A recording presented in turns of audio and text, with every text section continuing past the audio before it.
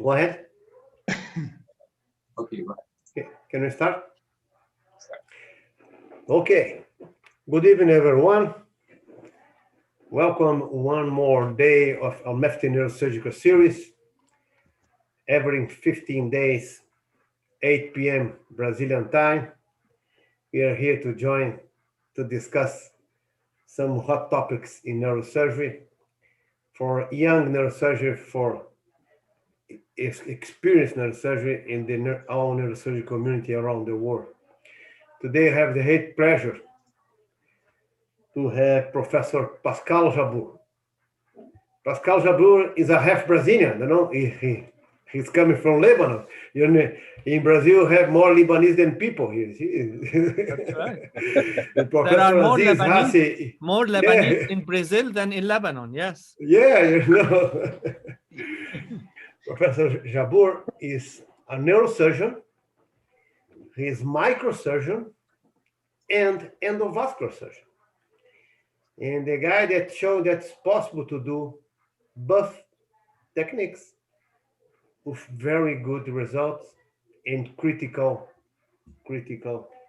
and view. I give the word to Professor José Veiga, Okay. the president of SONESP, to say some words, and after Dr. Jean de Oliveira to introduce Professor Pascal Jabbour. Thank you very, very much for all the participants. I think we will enjoy a lot your presentation. Thank you, Pascal. Thank you. Thank you, Luis. Thank you, Borba. Thank you. Welcome, everyone, on behalf of the SONESP Association of Neurosurgeons in the state of São Paulo. It is a great pleasure to be here and to participate in this webinar. It's a great pleasure to be able to count on the presence of Dr. Professor Pascal Jabbour. Thank you, and I'd like to thank Dr. Pascal for accepting our invitation and sharing your time with us. Thank you. And I'd like Jean to introduce Professor Pascal Jabbour, please. Good evening, everybody. For me, it's a great pleasure to introduce our guest, our dear friend, Professor Pascal Jabbour, who is a neurosurgeon at the Department of Neurosurgery at Thomas Jefferson University in Philadelphia. Professor Jabbour has accomplished his medical graduation at St. Joseph University in Beirut, in Lebanon. He also did his residence training in University of Colorado and Thomas Jefferson University. And also in Thomas Jefferson University, he accomplished his fellowship. As everybody knows, Professor Jabbour is a vascular neurosurgeon who is dually trained in open surgical techniques as well as minimally invasive endovascular surgical techniques. Dr. Jabbour is a pioneer in the field of transradial access for neurointervention and has begun to implement the use of robots in endovascular neurosurgery. He also already published more than 300 papers and scientific papers in cerebrovascular research. And the patients from Jefferson's get access to novel clinical trials for aneurysm and other vascular issues. I'm sure that we are just about to see a great lecture, one more great lecture from Dr. Jabbour, called The Philosophy of Hybrid Vascular Neurosurgery.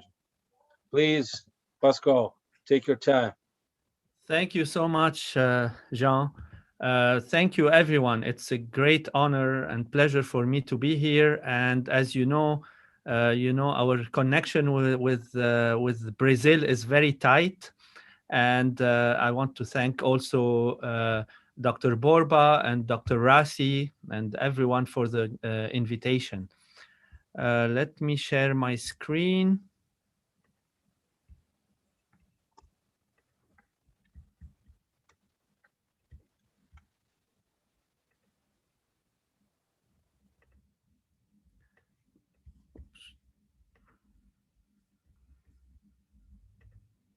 Can you see my screen? Yes, perfect. All right, great. Okay. So I hope at the end of the lecture, I'll be able to convince you that this concept of hybrid vascular neurosurgeon, which I use hybrid, but it shouldn't be actually hybrid. It should be like just a vascular neurosurgeon, a complete vascular neurosurgeon should be able to do, open and endovascular techniques. So those are my disclosures, and I want just for a second to all in memory of the master, Dr. De Oliveira, and who passed away this year. This is a great editorial written by Jacques Morcos in Acta Neurochirurgica. If you guys haven't read it, it's a great piece. It's called The Brain Whisperer. As you know, the meme of where did it start and then where did it end on social media. So I would like to show a little bit where did it start. This is my grandmother, and my grandmother raised me, and I was very attached to her in Lebanon.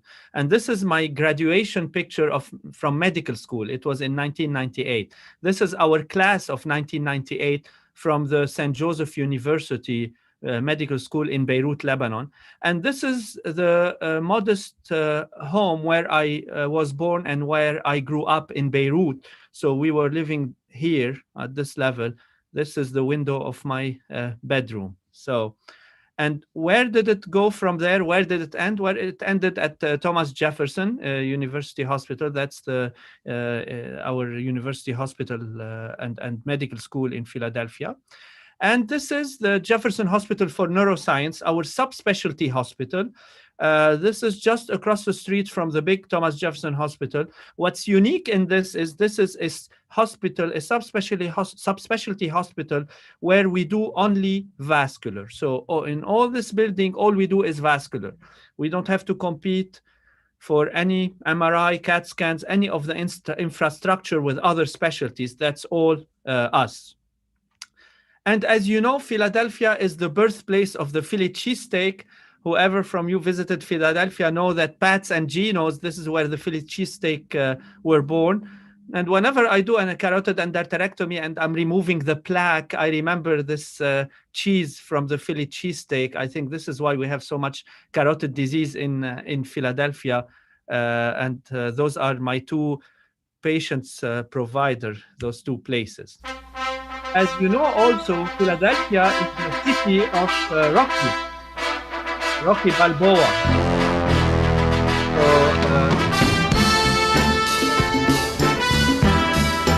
So this is the Rocky Steps. That's the Philadelphia Museum of Art. So, be careful. We are tough here in Philadelphia.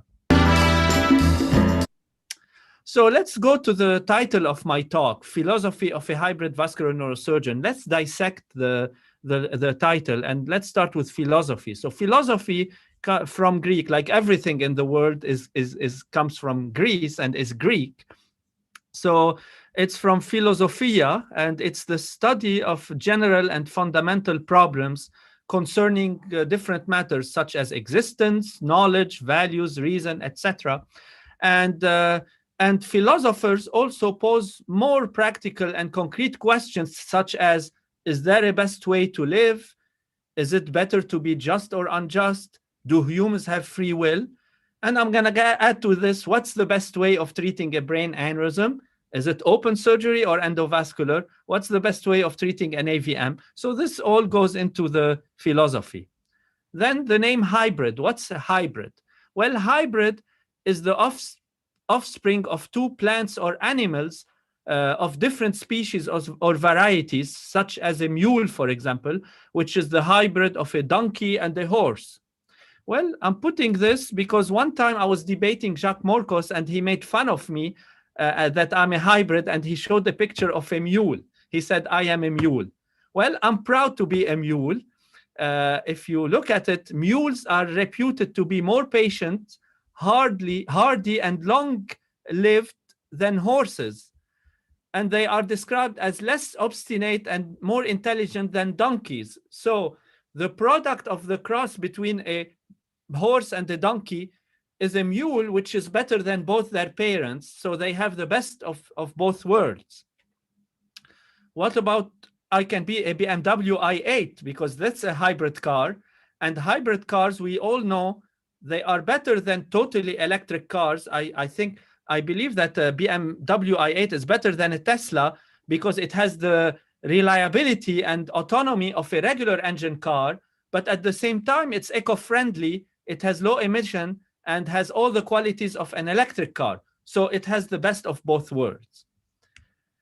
So this slides, I hope it's not going to trigger some seizures on some of you, but this summarizes what I'm going to tell you. And if you are open-minded and you accept this slide, it means I succeeded in convincing you that this is all the techniques against the disease. It's not a competition. It's open surgery, it's endovascular. You need to be good in all those. So let's start. If everyone agrees that, you know, this is an acceptable slide, it means we're good here at the end. So I think we should stop, and we fell in the trap in the past years, but I don't think anymore, in advertising for a tool. We should not advertise for a tool. And we should stop advertising for a tool. We should advertise for a disease.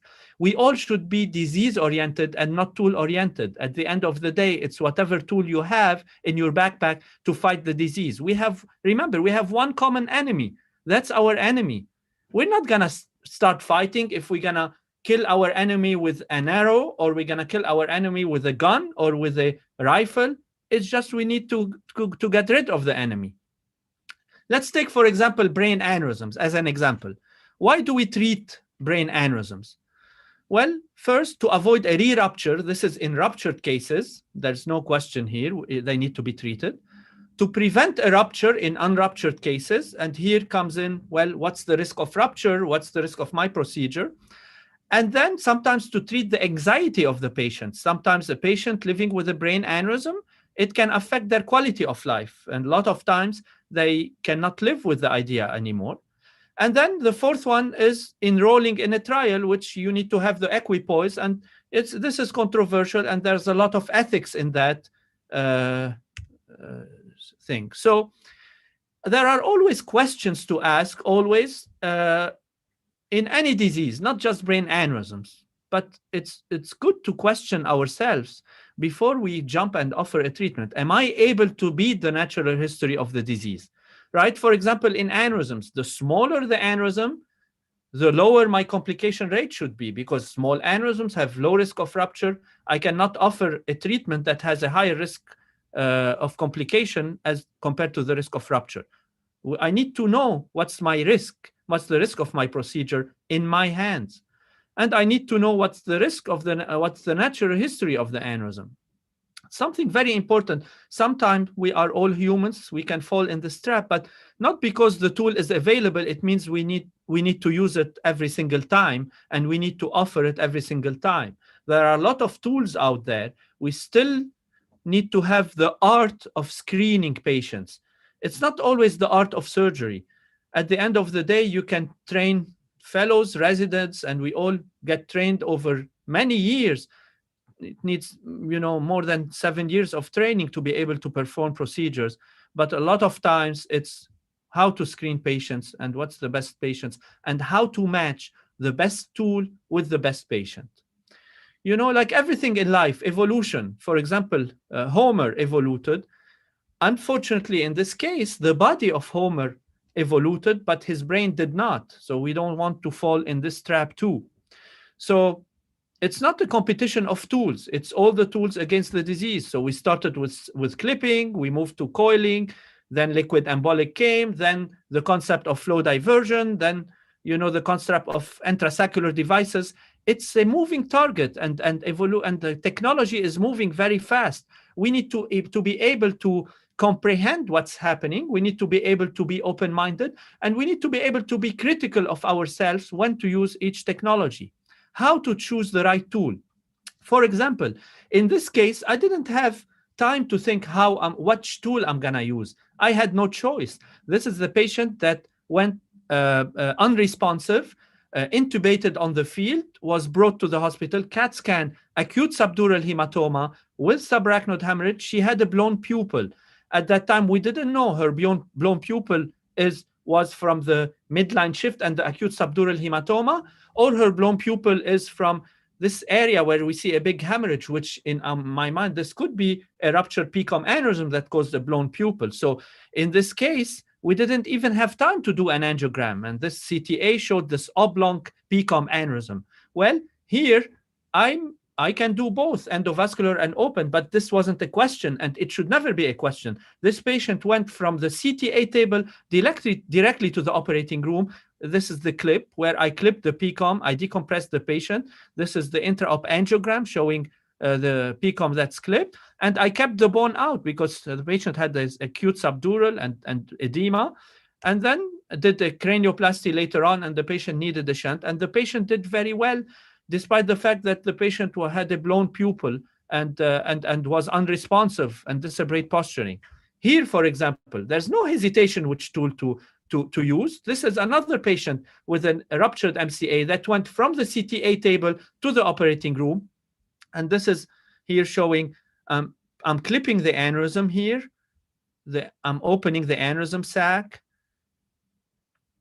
And in this case, as I said, I didn't have to choose. It was obvious what's the best option here. And this is the intra-op angiogram showing a complete. Another case, patient coming with big intraparenchymal hemorrhage with this large PCOM aneurysm. Same thing, from CTA to operating room, where you see here, I evacuated the subdural, then went into the PCOM, did a temporary clip of the ICA, then clipped the PCOM aneurysm.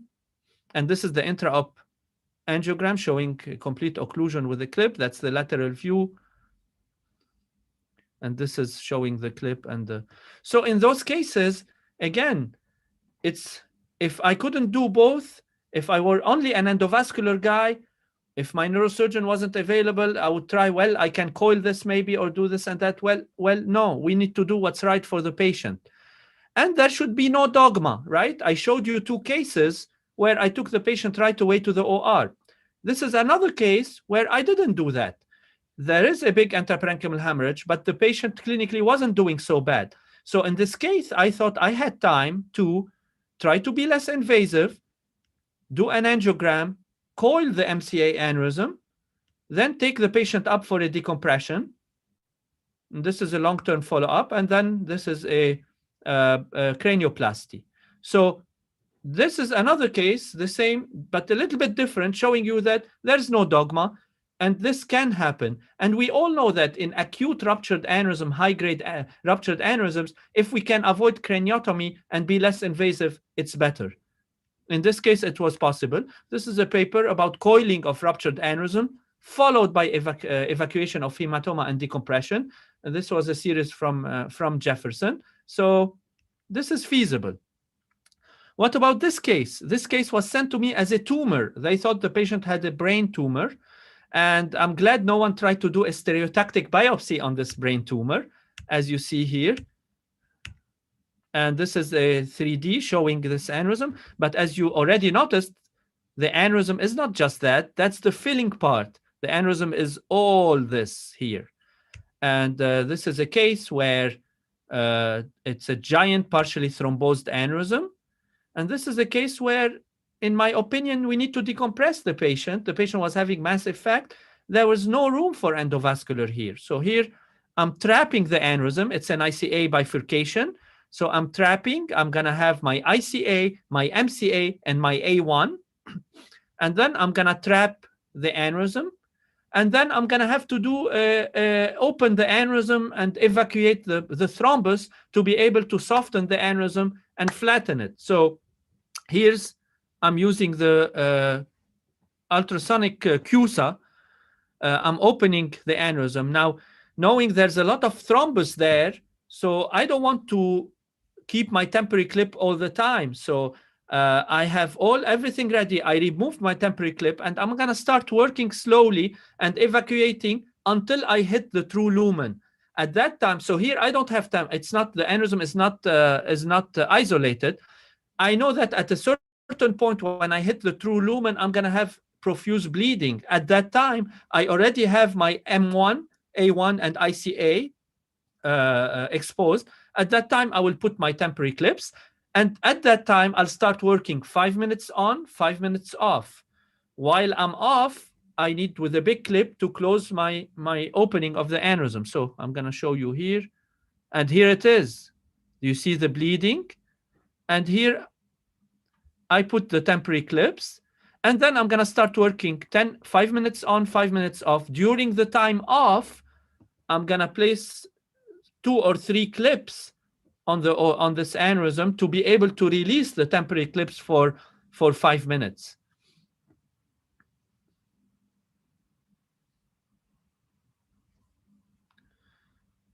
This is the type of aneurysm where you need like really the big, I call them the Home Depot clips, which is the really giant clips.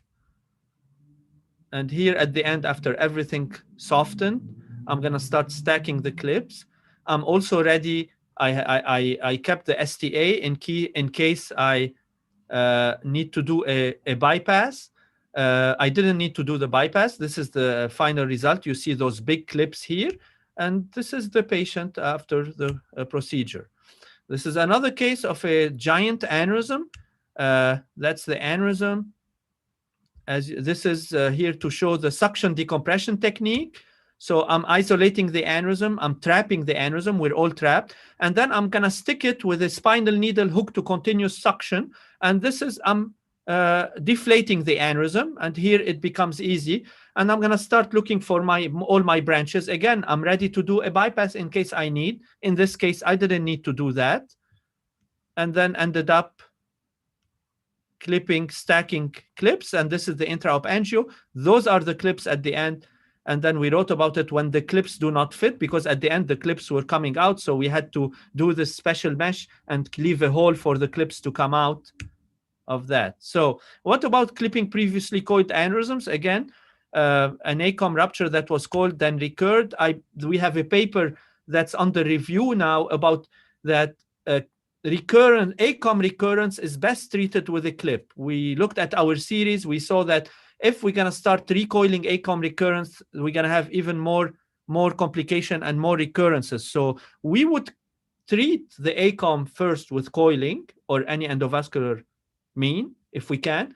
But if we have a first recurrence, we need to go ahead and clip it. And here you see, as you know, when you clipped, I'm sure you've all clipped previously coiled aneurysms. You see the coils as if they are in the subarachnoid space. Here we have enough room to place a clip. We try to avoid removing the coils if we can. And I'm going to show you our paper that showed that the complication is 3 times more if we have to remove the coils. And if you think about it, if you don't have enough room for a clip in a coil recurrence, it means you need to question yourself if this aneurysm really needs to be clipped, or you can watch the small recurrence at the neck. You can remove stents in case you need. This is a case where the patient had a stent, but the stent was not positioned well, and it prevented us from treating the aneurysm. So we ended up doing an arteriotomy and actually pulling the stent and then closing the arteriotomy and then treating the aneurysm. So another case of clipping previously aneurysm. As you see, the coils are here in the subarachnoid space. And I have enough neck to clip. Again, and this is ICG green, and this is the intra-op angiogram. And this is, we published this in Journal of Neurosurgery, 111 clipping of previously coiled aneurysms, where we showed that if you're gonna start pulling coils, you're gonna increase your surgical risk. At the same time, as I said, if you don't have enough room for a clip, it means the patient doesn't need the recurrence doesn't need to be clipped. Clipping a previously webbed aneurysm, as you know, the web device, the new intrasaccular device, we've seen recurrences in the web. And the good news is initially we didn't know how it's gonna be clipping a previously webbed aneurysm, an aneurysm that has a web. Well, turned out like that's the web. Turned out that the web is crushable. You can easily crush it with a clip. And I've clipped now 3 recurrences of a web, and I was able to clip them without any issues. So this is the initial treatment with a web, and this is the recurrence of the PCOM at the neck, and this is after my clipping. So it is feasible to clip a previously wet. So what's my answer to people saying you can't do both? And we've seen this a lot and we've heard it a lot. So when you're a dually trained neurosurgeon, you have hard time from both sides. My neurosurgeon colleagues who don't do endovascular, they're going to tell me, how come you can do both? I don't think you can do both. You can't clip aneurysms. And my endovascular colleagues who are not neurosurgeons, they're going to give me a hard time, tell me, you neurosurgeons, you're not good in endovascular. You can't do both. Well, we've published papers on both subjects. So let's start with this first paper we published. We looked at the Medicare database and discharge diagnosis and complications on all clipped patients, and we looked who clipped the patient. And we looked at patients that were clipped by non-hybrid neurosurgeons and patients clipped by hybrid neurosurgeons, and there was no difference in outcome in 1-year mortality, in 30 days readmission, in discharge to rehab, and in the length of stay. The conclusion is we can perfectly, if you're a dually trained neurosurgeon, you can perfectly clip aneurysms. Let's talk, for example, about the basilar tip aneurysm. I can tell you that for the last 3 or 4 years, I haven't clipped a basilar aneurysm, and I'm proud of it. Because we all know that basilar tip aneurysms, the answer for them is endovascular. Now, are there some basilar tip that will need clipping? Absolutely, there are. But I would say 95% of basilar tip aneurysms are treated endovascularly nowadays. So this is one of the biggest series of basilar tip aneurysm treated endovascularly from Jefferson. And it was, when it was published, it was the most cited paper in neurosurgery, actually. Neurosurgery sent us a letter saying that this was the most cited papers. So basilar tip, this is just an example showing that you can be creative, do a lot of things.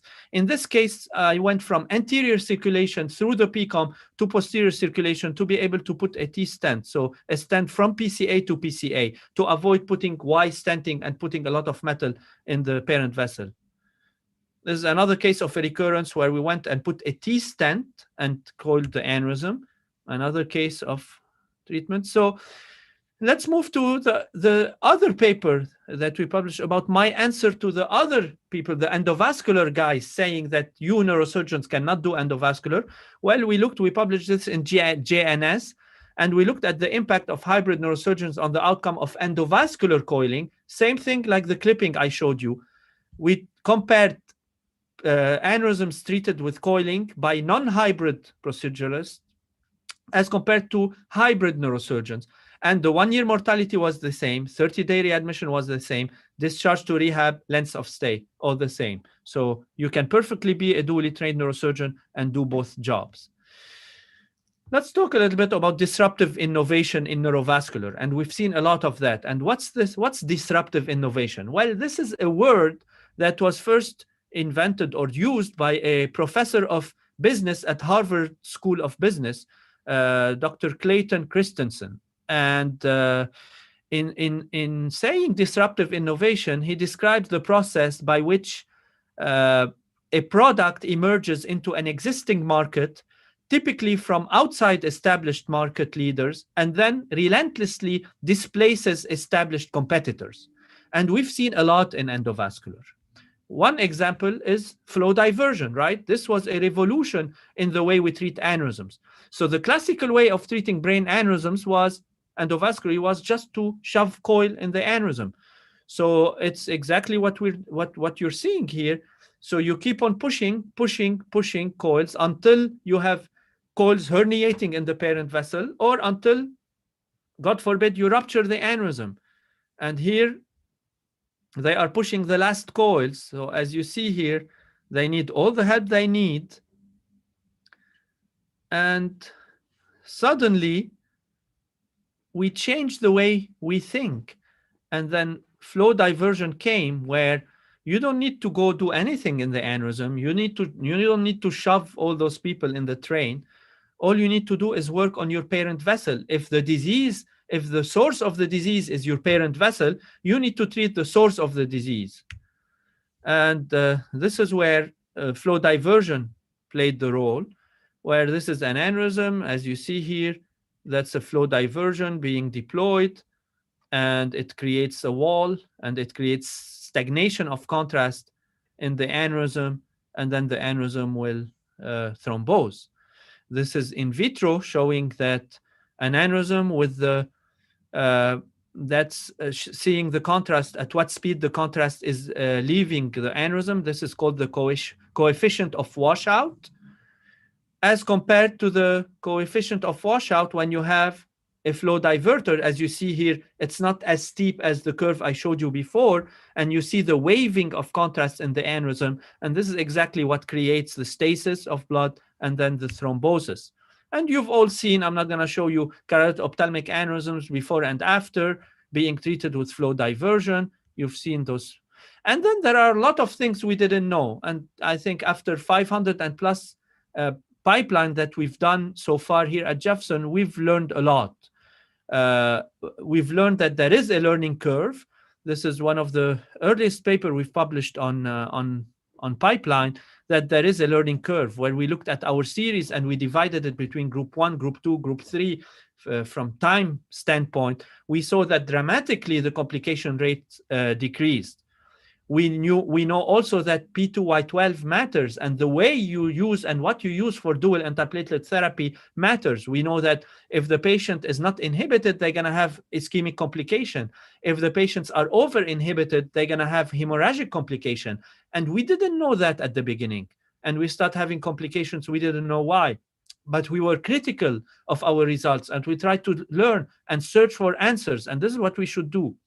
This is another paper we published in Stroke, where we compared the pipeline to stent-assisted coiling in small aneurysms. And this was the prelude to later on the Premier trial, where it expanded the indication of pipeline to small aneurysms. What about the ophthalmic artery patency after pipeline? You're going to cover the ophthalmic artery. The majority of the aneurysms we're treating are in the ophthalmic region. Well, we needed to look, we needed to see. We didn't know how many pipelines we can use. Can we do overlapping pipeline? What's the outcome? So we have answers now. We know. So pipeline also helped us treat complex aneurysm that we didn't have really a good treatment before pipeline. This, for example, this is a patient that presented with a ruptured, with a subarachnoid hemorrhage, had this dissecting M2 aneurysm. Well, this patient didn't have treatment. They waited until he got better, and he was discharged. I saw the patient electively 3 months after his bleed, and he had this. What I did is I placed the pipeline all the way down. Then at 6 months follow-up, everything was thrombosed, but the patient didn't have any symptoms because slowly it thrombosed. This is another case of an MCA aneurysm that was clipped and wrapped, and then it recurred. And this patient came into me, dominant hemisphere, with a recurrence. Someone's already been there, so that's not the best option for open surgery. I'm not going to do a redo on a dominant hemisphere where it's all wrapped and clipped. So what I did is I placed a pipeline, and this is the 6 months follow-up angiogram. You see all the remodeling. So am I saying that every MCA aneurysm needs to be treated with pipeline? Absolutely not. Far from that. I still clip my MCA aneurysms. Are there few MCA aneurysms where pipeline is the answer? Absolutely yes. When I don't have any better option, pipeline would be the answer. What about this aneurysm, for example? Multiple open surgical option, including bypass, parent vessel occlusion. Well, in this case, what I did is I did one pipeline with some coils, and I think the patient did better than if I had done open surgery or a bypass. Another case of a patient with hyperostosis of the head with this fusiform aneurysm that was treated with pipeline. What about this case of a P2, P3 aneurysm? No one can convince me that open surgery is better than endovascular in this case. That's what I did in the PCA 2 pipeline, and this is completely remodeled. I don't think you can beat that result. Mid-pica aneurysm, we're going into some controversy here. Mid-pica aneurysm, pipeline. We've published our pipeline series in pica aneurysms and in distal cerebral circulation. And it's all about choosing the patient, and it's all about screening the patient. And in some patient, that's the best option. This is a case of transcirculation pipeline where the patient had a dissection in the ICA with severe stenosis. What we end up doing is we went from the other side, went through the ACOM, went and did the pipeline retrograde in this patient, and we've published it. What about pipeline for ruptured aneurysms? And here, again, I've debated a lot of people in conferences about that. In general, we try to avoid using stents or pipelines in ruptured aneurysms because it's a patient with a brain hemorrhage and we need to put the patient on dual antiplatelet therapy. Again, there's no dogma there. It's case by case. If I have a patient where I have no better option, so the open surgical option is not better, at that time, yes, I'm going to use a pipeline and I'm going to use a stent. And we developed protocols for dual antiplatelet therapy where it is relatively safe to do that. And this is, for example, that's a case of subarachnoid hemorrhage from a dissecting vertebrobasilar artery aneurysm. Well, here in this case, I think pipeline was the best option, and the patient did well. This is another case of an M1 aneurysm that's calcified, presenting with a ruptured aneurysm. And this is not a CTA. This is a plain CT showing the calcification, where we all know that this is a nightmare in open surgery. You're going to go and try to crush the aneurysm. And sometimes you place a clip, it breaks off a calcification, and the M1 is shut down, and that's it. Well, in this case, I did a first angiogram. Nothing is filling, as you see here.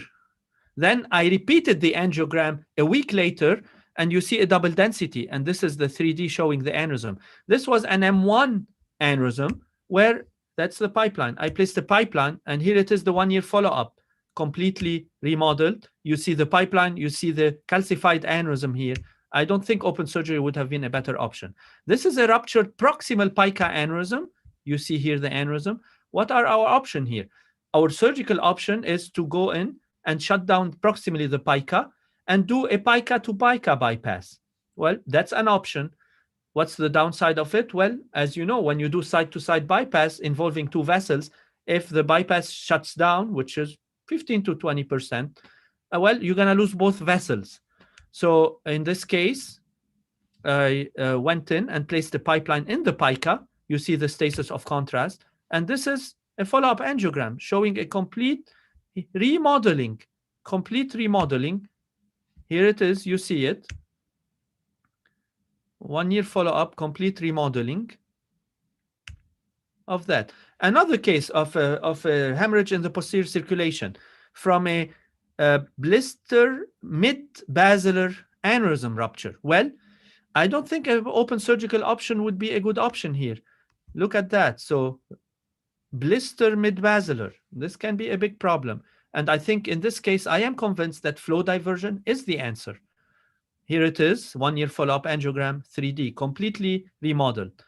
We've published on treatment of blister-like aneurysm with pipeline. And we're talking about increased risk of hemorrhage because those patients will maybe need a shunt. They may be an increased risk, but you know, the way we do the shunt. So this is a technique that we described of doing a shunt. Those patients have already a ventric. Well, we use the same side of the ventric. We remove the ventric. We do a soft pass all the way in. And this, you avoid drilling. You avoid doing a new pass. And this is a technique very useful in patients that are on dual antiplatelet therapy without stopping the dual antiplatelet therapy. Patient selection is key. This is a patient with an A1 aneurysm. It was a judgment mistake from my part. I could have clipped that. I could have coiled that. I could have stent coiled that. Well, I wanted to place a pipeline. Again, I think it was a judgment mistake. It was the old pipeline where you cannot resheath it. That's the old pipeline. So I wanted to start the pipeline in the A1 from here and end it here because I didn't want to jail the M1. Well, I couldn't. I deployed it, and then the pipeline came in, ended here. What happened? The aneurysm is gone. Looks great. But look what's here. There's a thrombus beyond the pipeline. So I have no access to the thrombus. I can't go do a mechanical thrombectomy. All I can do is chemical thrombolysis. This patient kept on coming to the ER back and forth with symptoms. We had to admit the patient, bring the blood pressure up. Ultimately, he ended up suffering a stroke. This wasn't the right thing to do. What about previously clipped and wrapped aneurysm? This is another case. It's a young patient who was previously clipped and wrapped, and had this big recurrence. This was clipped 5 years ago at an outside facility. Came in with headaches and this big recurrence. Again, we can go in, do a redo, open surgery in a dominant hemisphere. I decided not to do that. So I placed a pipeline all the way from here to the ICA. 2.5 by 30, procedure went well. 24 hours later, the patient is aphasic and hemiparetic. Big hemorrhage.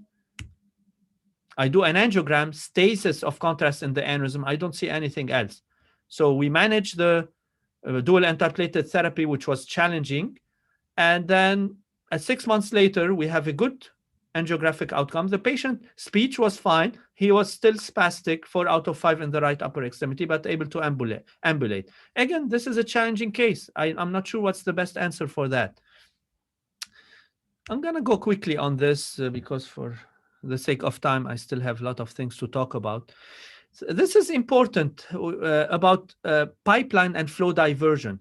You can't say this on any endovascular tool other than flow diversion. And what's that? It means if you do a 6 months follow-up angiogram and the aneurysm is gone, it's never coming back. We have yet to see a recurrence in a flow diverter once it's gone, but you need to have it gone first. So 6 months follow-up angiogram, the aneurysm is 100% occluded. That's it. It's not coming back. It's very important for patients, to tell them that that's it. You're cured. You don't have to do any more imaging. We looked here and we showed here that if at 6 months you're completely occluded, no need to do more angiograms or more MRAs. This is one of our most recent papers in flow diversion and pipeline. We looked at our 598 aneurysms treated with pipeline, and we looked at predictors of complication and functional outcome. And as I said, we've learned a lot. And pipeline is not a new technology anymore, flow diversion. It was FDA approved, just to remind you, in 2011. So we have 10 years of follow-up now in the US, and we have 15 years from Europe. So this now, it starts to become like a long-term follow-up. So it's very important to look and see. We have some predictors here, and this helps us to choose which best patient to choose. For example, for delayed intraparenchymal hemorrhage, we know that increased number of pipeline had an odds ratio of 4. It means we shouldn't put multiple pipelines. For example, in delayed aneurysm rupture, we showed that increasing aneurysm size more than 25 millimeter has a high odds ratio of delayed aneurysm rupture. So what did we start doing? We started adding some coils with the pipeline to be able to enhance thrombosis. So again, same thing, be critical of yourself and try to find answers. And there are some cases where I don't think any technique is the answer. Every technique fails. Those dolichoectatic posterior circulation aneurysms. You see this aneurysm, how it's growing. Had coils, had stents. Then at the end, this was a long time ago when the pipeline first came. I don't think there's a good surgical option here, and I don't think there's an endovascular option. And those patients, I don't offer pipeline to them anymore. I don't offer anything because we cannot beat the natural history of the disease. So in this case, I thought, well, we can do a pipeline. It was the first couple of years with pipeline.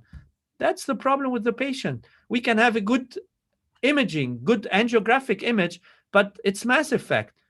And then you need to make sure those patients to shunt them before you decide to put the flow diverter, because they're going to have to be on dual antiplatelet therapy.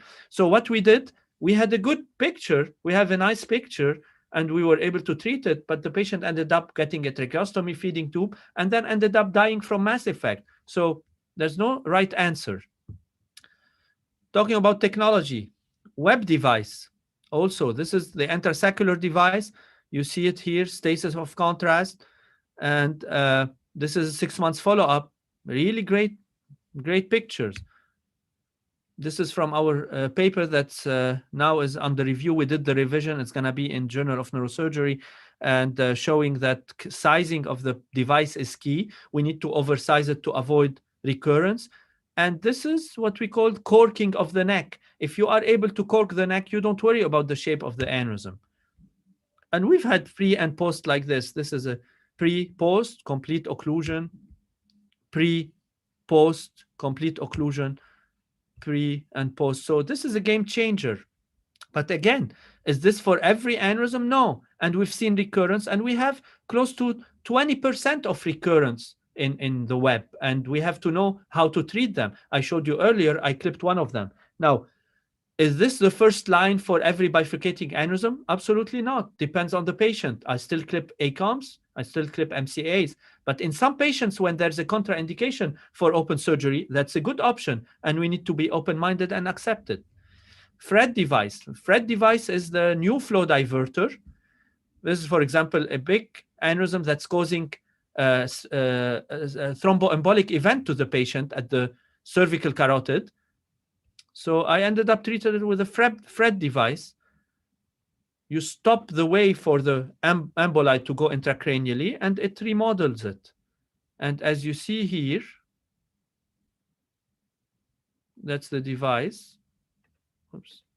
And the follow-up angiogram. Here is the follow-up angiogram, completely remodeled.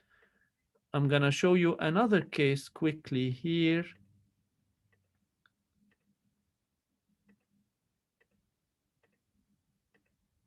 Let's go to, so, not this one. Okay, look at this case that's going to come after that. Look at this dissecting A2 aneurysm in a young patient. So we treated this with a Fred. The other option would be shut down the vessel side-to-side bypass. And here it is, we're deploying the Fred.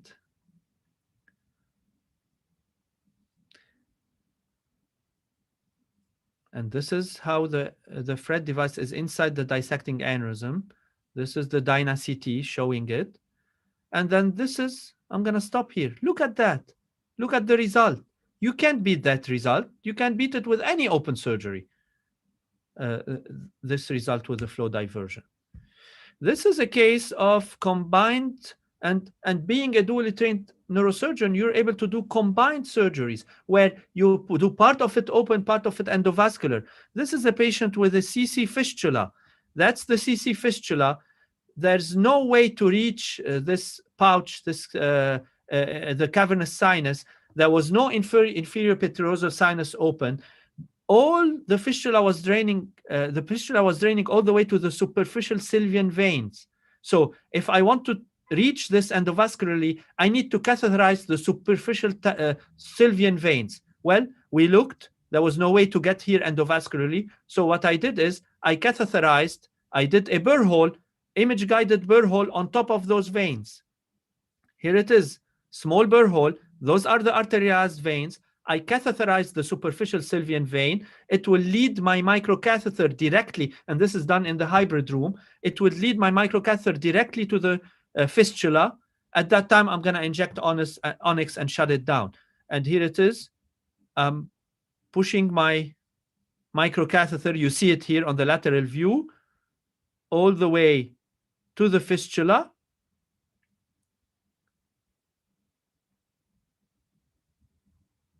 That's the angiocath going in the vein. And here it is, I'm injecting the onyx, as you see, to shut down the fistula. And that's the onyx. Here it is, completely done. And here, some gel foam, some pressure on the vein for 5 minutes, and that's it. And then all you need is a burr hole cover, and then you're done.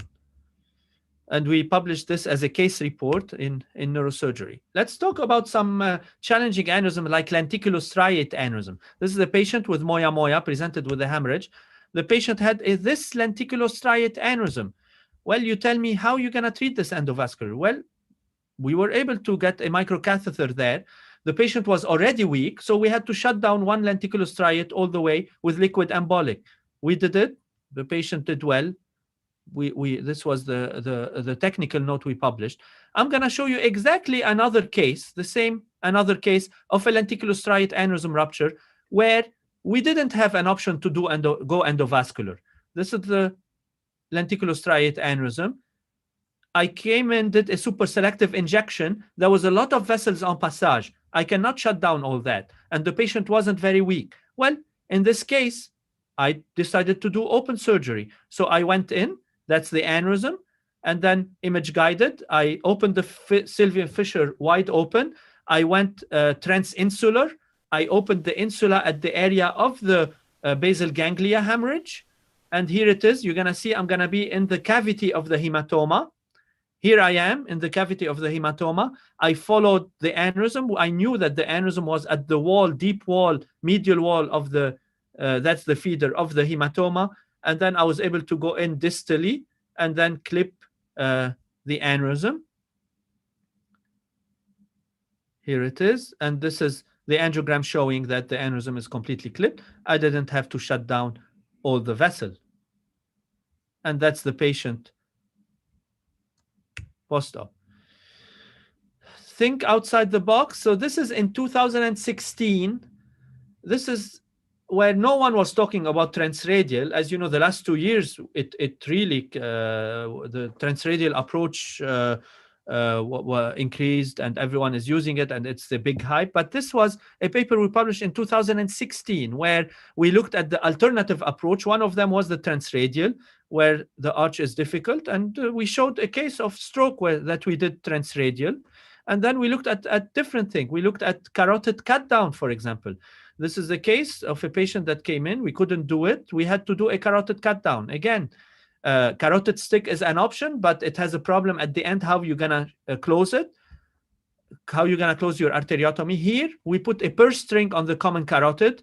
We do what we need to do endovascularly, either aneurysm or mechanical thrombectomy. And then at the end, all you have to do is tighten the purse string. As you see here, there's already the purse string. Someone is removing the sheath, and I'm tightening the purse string at the arteriotomy. And here it is. It's done. Transradial, this is the most recent paper about that we published about our first 760 transradial approach. I'm using the transradial for the last 2 years for all endovascular procedures, aneurysms, strokes, everything, and it's a learning curve. And here it's showing that where the fluoro time decreases after a certain number, which here we looked at our fellows number, and it's around 14 to 20 cases. And in May 19th, it's going to be the first book that's going to be ever published about the transradial approach for neurointervention. Me and Eric Peterson from University of Miami. This is from Oxford Press, and it's going to be out there. Stroke is a surgical disease. As you know, this is a patient with a basilar tip aneurysm. I'm going to show you the catheter going in, and then, this is the clot that was removed. So again, I'm not going to bore you with stroke cases, but this is, those are cases that really changes the outcome of patients. Never leave a large vessel occlusion behind. Another case where we tried everything, we couldn't. We did another carotid cut down, and we did the mechanical thrombectomy. And we've published it as a technical note. Bilateral mechanical thrombectomies for simultaneous MCA occlusion. I've never had a case like this. This patient came in, they were working her up for spinal cord injury. They thought because she presented quadriplegic. Turned out the patient had bilateral M1 occlusion. She was sent to us. We went simultaneously and two operators opened both MCAs at the same time. And the patient did well. I talked to the patient. Stroke on the Health Watch. Explained to her husband it was. So again, I'm showing you endovascular cases, but nothing compares to the satisfaction of pulling a plaque from a carotid endarterectomy. So we still do that, and there are indications to do this, and we don't stent every single carotid. Not all strokes are arterial. This is the case of pan-sinus thrombosis. There were a lot of talk now with COVID and vaccines about that. So this is a case where we had to go and open the superior sagittal sinus, and we used a machine called the angiojet, where the peripheral vascular guys uses in the peripheral vessels, where it does a high pressure jet of fluid and it suctions it. See the clots that we removed, and those are the clots, and that's the machine. It's called angiojet. And that's the sinus is open. And nowadays we go transvenous. We don't go femoral anymore, not the femoral vein. We're doing everything through the radial artery, through the arm. So transarterial, we go radial. Transvenous, we go through the cephalic vein all the way to the IJ. This is the case, all the cases that we've been doing. So this is arterial, and this is the vein here, the sheath in the cephalic vein, and we go all the way. neurosurgeon as a stroke specialist, I think it is about time. And I know when I was a resident, neurosurgeons didn't like stroke, and they would say, oh, this is for neurology, we're not neurologists. Well, we need to be able to step up on the plate and take care of stroke. It is about time for neurosurgeons to be stroke specialists. We can take care of the disease from A to Z in different aspects of the disease. This is a paper where I looked in our institution. Neurosurgeons give IVTPA. So 50% of the month, neurosurgeons are on call, 50% of the months, neurologists are on call. So I looked at the outcome of patients that be stroke patients. I'm not talking about large vessel occlusion. I'm talking about medical stroke. I looked at the patients that were taken care of by neurosurgeons and the patients that were taken care of by neurologists, and I compared outcomes, and it was the same. There was no difference in outcome in patients that were under neurosurgery or under neurology. So we are able to take care of stroke. We need to do it because there would be so many strokes, more than 1.2 million stroke in 5 years from now. If it's too late for a mechanical thrombectomy, well, we need to be aggressive doing decompressions. And again, I know in some places, those cases, sometimes they make them wait or they do them first thing in the morning. Well, you will lose the benefit if you do this. You need to do it early. This was our series of decompression for stroke and malignant edema. This is a straightforward procedure. It needs to be done quickly. It needs to be done at 3 a.m., at midnight, or at noon. If it needs to be done, it needs to be done. And it is a life-saving procedure. And I don't buy it that's a dominant hemisphere. We're not going to do it or things like that. No. It is easier to rehab a dominant hemispheric stroke than a non-dominant hemispheric stroke. So there's no reason not to be aggressive and do decompressions because you can save lives. What about the ultimate emergency? So as you know, in neurosurgery, there are emergencies and there are strokes and there are intraparenchymal hemorrhages. But until now, I'm convinced the ultimate emergency for us is the carotid blowout. And this is not an open surgical disease. This is an endovascular disease. You have a patient that's bleeding, a liter of blood in like 10 seconds. Those patients usually come with the ENT doctor with the hand on their neck. There are patients with head and neck cancer.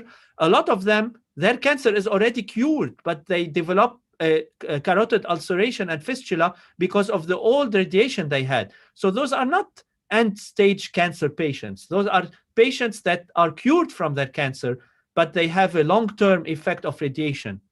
And here, we need to be innovative. We need to be creative. We need to stop the bleeding. Look, patients come like that. Look at this extrav, patients bleeding from the mouth. So I'm showing you a covered stent. So here I had to use a bronchial stent off-label to just stop the bleeding. Those are covered stents, and it's a little bit tricky. Those are thrombogenic, but to be able to save the patient's life, not to have the patient exsanguinate, you need to do something. So that's the covered stent, the bronchial stent. This is how it looked like. It's a balloon-mounted stent, and you have to use it sometime.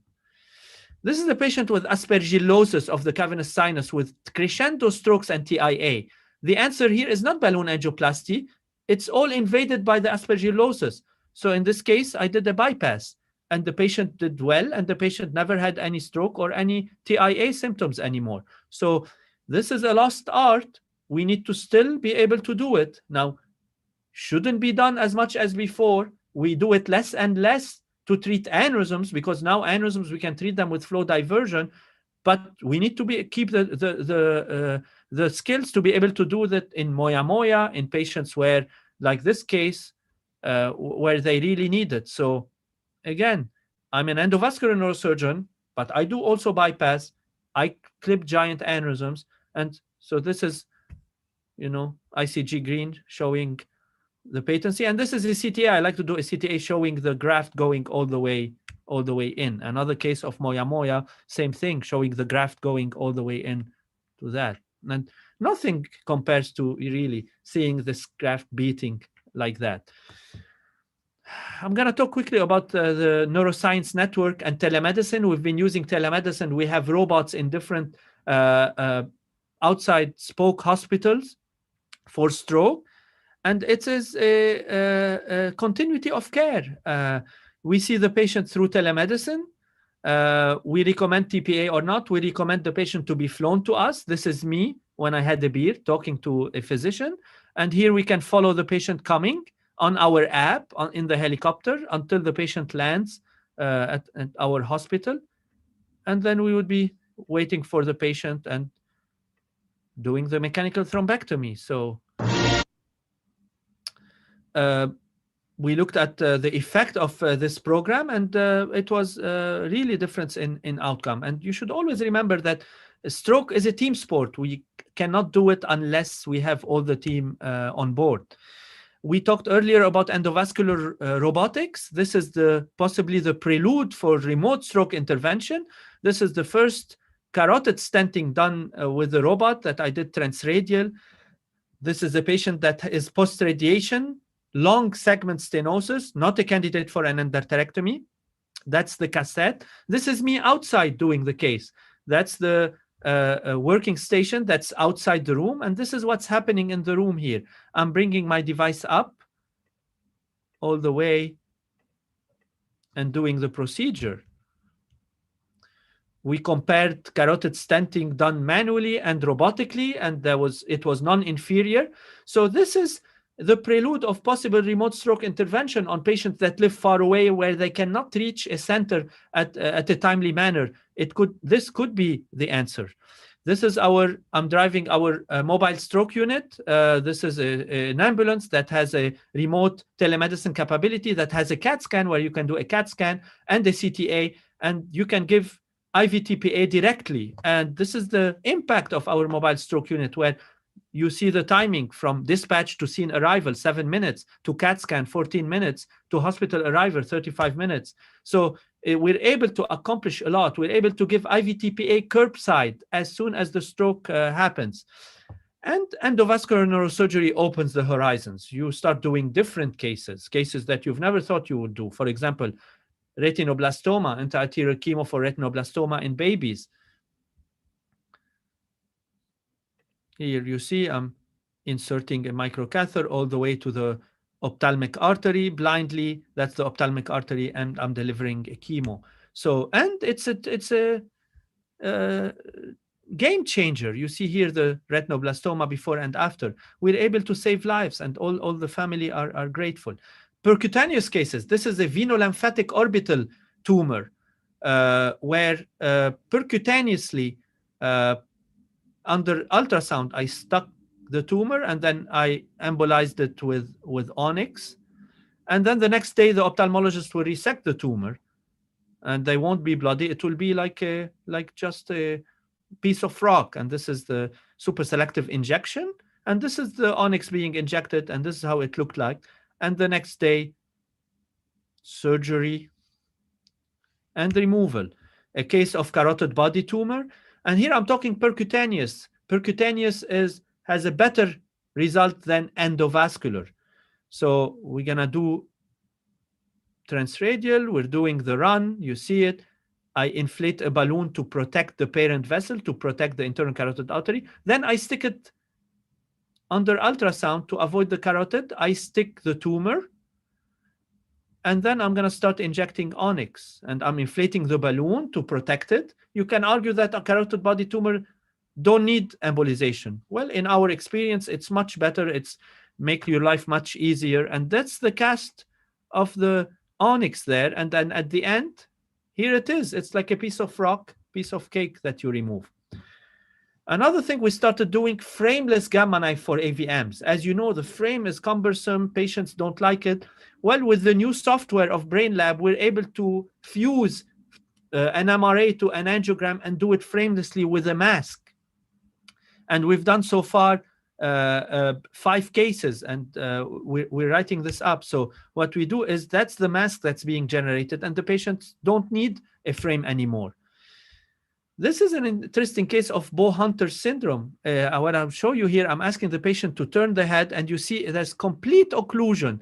The patient has an occlusion of the contralateral vert. Each time the patient would turn the head, they would pass out. So again, you need to know anatomy. You need to be able to see and look for, know what you're looking for. Here it is. I'm asking the patient to turn the head. I'm doing a dynamic angiogram. When the patient turns back, it opens up. And here it is. It opened up. The patient turned. You see stasis of contrast. We ended up decompressing the vertebral artery on this patient and fusing the patient. And the patient did well. Look at it here. While the patient is turned, completely occluded, as compared to when the patient is looking straight, is completely open. Spinal dural AV fistulas, again, open surgery or endovascular. It's a debate. This is done open surgery, but again, you can do it endovascular. This is a case where we use the balloon to push our liquid embolic all the way distal, and we did it. Completed. We've talked that innovation in open surgery has been happening at a slower pace, yes, as compared to endovascular, but it is happening. This is, for example, our new exoscope with voice recognition. Zoom 40. So I'm talking to the exoscope. I said zoom 40 and it's zooming. You don't need a mouthpiece. You don't need. Okay, Vimo. Align to access. So I say, okay, Vimo, align to access. It's aligning automatically to my instrument. Zoom 60. Ready for 3D. Zoom 60, it's zooming. Okay, so a lot of innovation. I think it's time for neurosurgery to learn from the airline industry. And by saying that, it means simulation. It means double checking. It means triple checking. We are all involved in training residents. It's really nice to have the resident work on a simulator before working on your patient. This is for example, a simulation-based neurosurgical training for a pre-sigmoid approach, where we can the patient, the resident would drill. If they hit the facial nerve, it's gonna beep. If they hit the sigmoid, it's gonna beep. If they hit the carotid, it will give you signal. It will record the timing, and then the resident would learn from that. This is simulators and flow models. Again, every year I let my resident do this to train. So regardless what we're talking about, it's devices, and it's a match between you and the device. It's like dating. It's like Match.com. It's very important to get to know each other, right? The couples dating, they need to know each other. It's exactly how you need to know your device. You need to anticipate the reaction to your action, right? You need to know how the device is gonna behave when you're manipulating it in the body. You get to learn to avoid embarrassing situations, exactly like dating. You don't want to cause an embarrassing situation with a device. It means have a big complication. And then you get to know how much to ask and what to expect. Again, some wounds are non-repairable, right? Like in relationships, like in the cases. And knowledge is something that's very complex. As long as you have the insight, as long as you auto-criticize yourself, you'll be okay. There are things we know that we know, that's fine. There are things we know that we don't know. Well, this is where room for improvement. There are things we don't know that we know. This is a bonus, right? We don't know we know those things. The most important part is the last thing. There are things we don't know that we don't know. And this is ignorance. And we're all ignorant. And we need to look for that to be able to improve. In general, try to follow the rules. This guy is breaking every single rule. No cell phone, he's talking on his cell phone. No burger, he has a burger. No smoking, he's smoking. No drinking, he's drinking. Well, this is a recipe for failure. And then at the end, really, I think it is about time to embrace our breed instead of fighting us. Our breed, I mean the breed of duly trained neurosurgeon. Don't waste energy to fight. Just try to embrace it. It's about time to encourage new generation to go into the specialty, right? And then I think Robert Rosenwasser and Nick Hopkins were visionaries. So we should all be like them. They saw this before anyone else. They introduced the endovascular to the field of neurosurgery, and we should all be grateful for them. What's the other option? You have a live example for you. Look what happened to cardiac surgeons. They kept on ignoring and they kept on saying, no, coronary stents don't exist. They buried their head in the ground. And what happened now? Well, they lost the specialty. There's no cardiac surgeon that does endovascular. They stayed like dinosaurs and kept on doing open surgery. In the meantime, the interventional cardiologists were smarter and developed everything. Well, if cardiac surgery embraced endovascular from the beginning, we would have had a a cardiac surgery specialty dually trained doing endovascular. Let's talk about neurosurgery. Long time ago, neurosurgeons didn't put pedicle screws, right? It used to be orthopedics. Well, right now, do you call a neurosurgeon who put pedicle screws, he's a dually trained neurosurgeon? No, you don't. A neurosurgeon should be able to put pedicle screws. Same with endovascular. This is how it should be. So unfortunately, for people arguing against those techniques, I'm going to tell you something. This ship has sailed long time ago. So if you're not going to embrace that, the ship sailed. And then I think we are lucky we live in this day and age of technology and advancement. So take advantage of that. I just want for a second recognize my research fellows. All those guys were research fellows. They were all medical students in Lebanon, and they all were able to secure residency positions in neurosurgery. They are all residents in neurosurgery now, except Nora, who's now an attending at the University of Florida. So I'm proud of them, and they are machines. This is why we have so many publications. It's because of them. So I think at the end, it's a fine line between being an innovator to pushing the envelope, or fine line between abusing the technique. And I think we should avoid that. Presentem in tuum legitimum maritum. Legitimum maritum.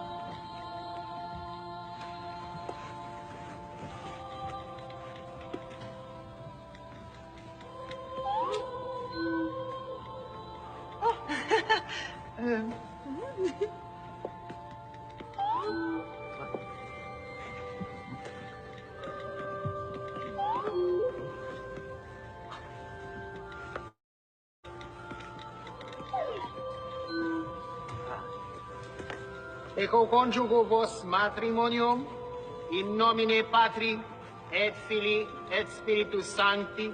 Amen.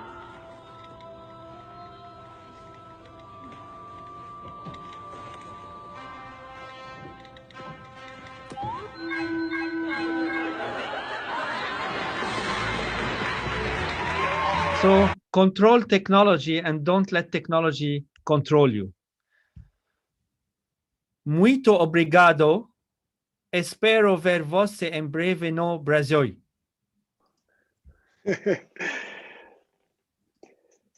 Thank you, Professor Jabbour. I don't know, my microphone is working? Yes. You can listen to me? Yes. Let's see. Right. No, the idea of, when I asked Professor Jabbour to talk about this lecture, the most important thing, endovascular, neuroendovascular is a neurosurgical business. You cannot leave this. It's our field. Is here to stay and stay in our hands.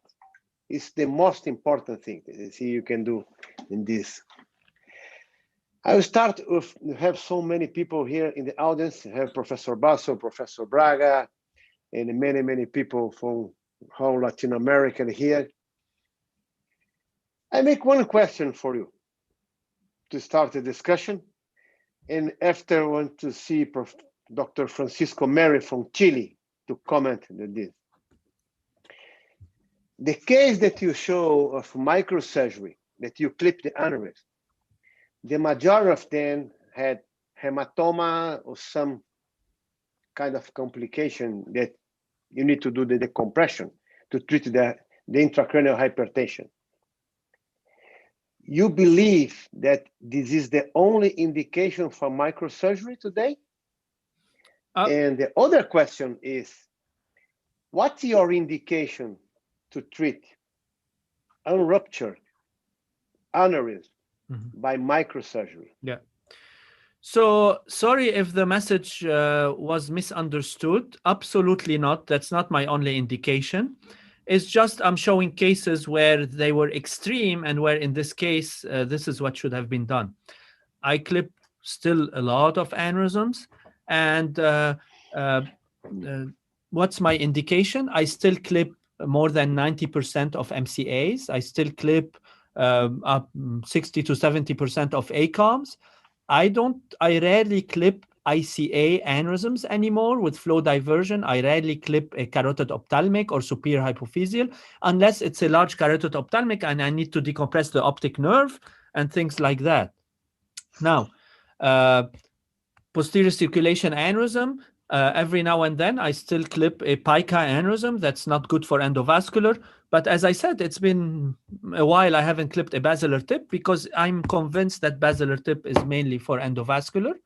And in general, young patients that have accessible aneurysms, those need to be clipped. That's it. You clip it. That's the ultimate treatment. You don't have to do follow-up and anything. That's the gold standard. Now, ruptured aneurysms and high grades, those I try not to.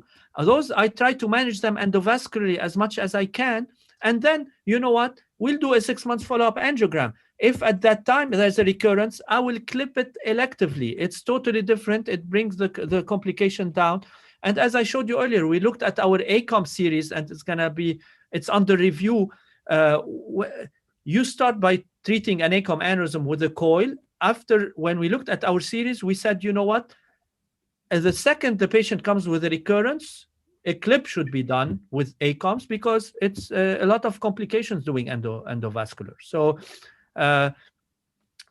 if I see a patient that the patient, I know that it's, for example, the patient's not gonna follow up, the patient is not serious, those patients also, you should avoid endovascular in those patients because you need one treatment and that's it. Because if they are not reliable, they're not gonna come back. You're not gonna treat them endovascularly.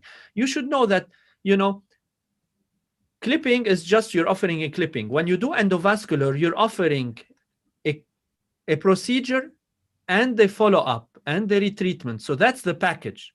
So you're comparing just one-time clipping to a package.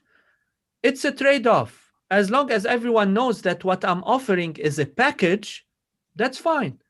I'm not trying to say that endovascular can compete with the occlusion rate of open surgery. No, it can't, but it can be a better option and I can follow it. And not every recurrence needs a treatment, and the retreatment is low risk too. Dr. Francisco Mary, what's your opinion about that? Mm-hmm. Thank you very much, Pascal. It was a great talk. Thank you. You cover most of the aspects of hybrid neurosurgeon. I, as a dual-trained neurosurgeon as well, think that there are more advantages than disadvantages. Of course, if you choose a path of doing dually trained procedures, you are going to have maybe a better assessment of the endovascular risk, and you can decide better for the patient. I think that's my honest opinion. Also, you can, if you are in a group of vascular neurosurgeons and radiologists who perform endovascular, you could be like a unifying element to have both worlds talking and unifying criteria for treating aneurysms and to treat patients who have failed the first treatment. So I think it's a good thing. From the disadvantage point of view, of course, you need more training. It's more years to be dually trained. Also, if you are starting to work in a place, you need probably more infrastructure. If you have just or vascular or endovascular, and a decent number of cases, you need to be like a high caseload to develop your both specialties, and both cases you maybe need university place to develop well. So also you have the disadvantage that as you mentioned, the endovascular people sometimes give you a hard time, or the vascular attorneys. I think you if you focus on the patient, you're doing like the simpler, the better. So sometimes you end up doing less very complex bypasses, or because you can do a pipeline, for example, or you are not putting like several numbers of Y stenting or going through the ACOM to the PCOM and then coming back, because you can simply clip the aneurysm. So you're not doing the very, very high end. And if you need a bypass, for example, it's because of there is no other option available. So I think that's overall, there are more advantages than disadvantages, but of course, everything has the things that are not good. But I'm very happy with my specialty, and congratulations to you, Pascal, for the great talk.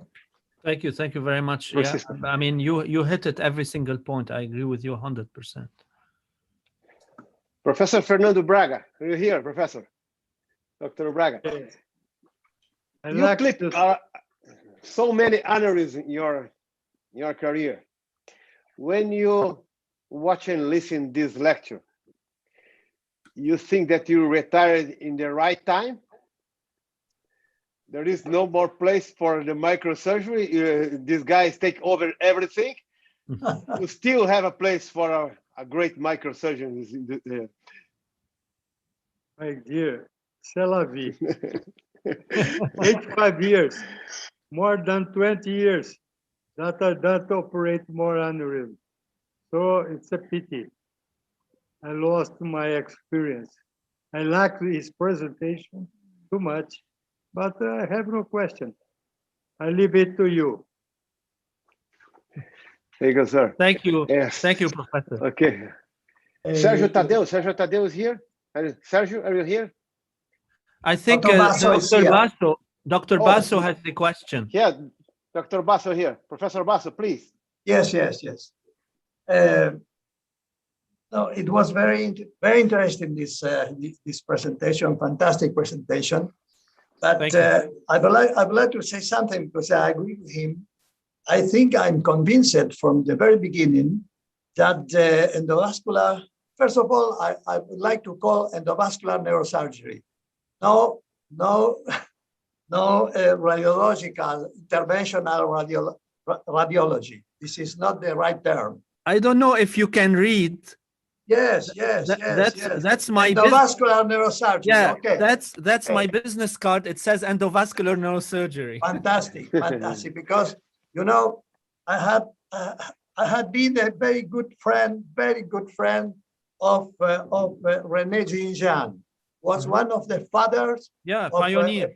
A personal pioneer, a personal friend. But one day I told him, look, René, I don't agree with you in one thing. This is not because he was a neurologist, no, a neurosurgeon. So I said, this is interventional. This is endovascular neurosurgery. This is true. That's why. So in my department, my neurosurgeons are doing both. I have one. Which is an expert neurosurgeon in vascular neurosurgery and also endovascular neurosurgery. This I'm convinced about that. So I'm very happy to hear your presentation, because this is not anymore, because the problem of radiologists is because when they have a problem with the patient, they cannot solve the problem. But a neurosurgeon training in endovascular can do both. And this is, in my opinion, the future of this specialty. So congratulations again for your presentation, because I enjoyed very much your presentation, my dear. Thank you very much. Thank you, Professor. Thank you, Professor Basso. Sergio Tadeu is a Brazilian neurosurgeon and do a lot of aneurysms. I think today, maybe in São Paulo, is the busiest center in treatment of aneurysm. You still open head? No. Yeah. Open head. Why you are doing these crazy things yet? Yeah, Professor Borba, thank you so much for this opportunity to hear Professor Jabbour. The first time that I met him was in Madrid, and the lectures that he's every time giving to us are always special, and we learn something new, a lot of things new, actually. And I think here in Brazil, it is hard to be dual trained because we live in a developing country, and money is a big issue here. So we don't have a center that there is a lot of cases to do both. I think that's our biggest problem here in Brazil. But it would be a dream. I really think a lot about having a dual training program, and you know, sometimes we just give it up because of we are getting aged now, we are getting old. So maybe the newer generations will do here in Brazil the dual training. Actually, we have some guys that do both, as Eric in Belém do Pará, and I think we have more than 5, maybe 10 guys doing both. Thank you so much for this opportunity, Professor Borba. Thank you, Professor Jabbour. Thank you. Thanks a lot. Thank you. We have 2 young guys here. One guy, Tiago Silva, is. When you finish your residency, you do both. Yeah. Yeah. Can you hear me? But you do the decompression only, cardiac decompression, or you clip aneurysm? Yeah, I'll do both. First of all, wonderful lecture. I agree 100% with all that you said. And I always, vascular neurosurgery was like the thing that attracted me more when I was doing neurosurgery residency. And I started to see many cases doing by the endovascular, the radiology guy, and I started to think maybe I can do both. Maybe I don't need to send the patient to him, because if you only know how to treat the patient by one mean, you have to push it to that way, you know. So I made my neurosurgery residency, then I made a fellow on endovascular neurosurgery, and I'm doing both for like 13 or 14 years here in Brazil. Right. And I was laughing when you were saying, because I suffered the same things. Many experienced neurosurgeon told me, you can't do both. You have to choose. And then they taught me, Tiago, endovascular is like a new specialty. You're going to have a bright future there. Go just endovascular. You can't do neurosurgery. And then when they start to see me doing neurosurgery, they say, no, forget about the coils. Forget about, just do microsurgery. I think you have to be honest, and you have to offer what's best for the patient, what's best that you, not only that you think is the best, but what's best in your hands, you know. I agree with you. Basilar tip, I'm doing all endovascular. I'm not doing any clipping, but you have like an MCA, you have like a large neck,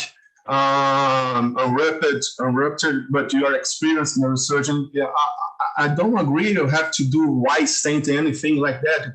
If you are safe, like putting a clip and you cure this patient, that's the best treatment. So you have to know the tools. You have to choose the best tool for the patient, not using just the same tool for everything. You know, that's how I think, and I think it's. I don't think it's the future. I think it's the present. You know, I saw a colleague of mine, more experienced, telling when I was a resident, if you like neurosurgery, if you like vascular neurosurgery, you guys should learn how to do endovascular. It's sticking in my head, you know, and I'm glad that I did this. Yeah. But how many? Luis, you were last time in the conference, and Jean, you were there.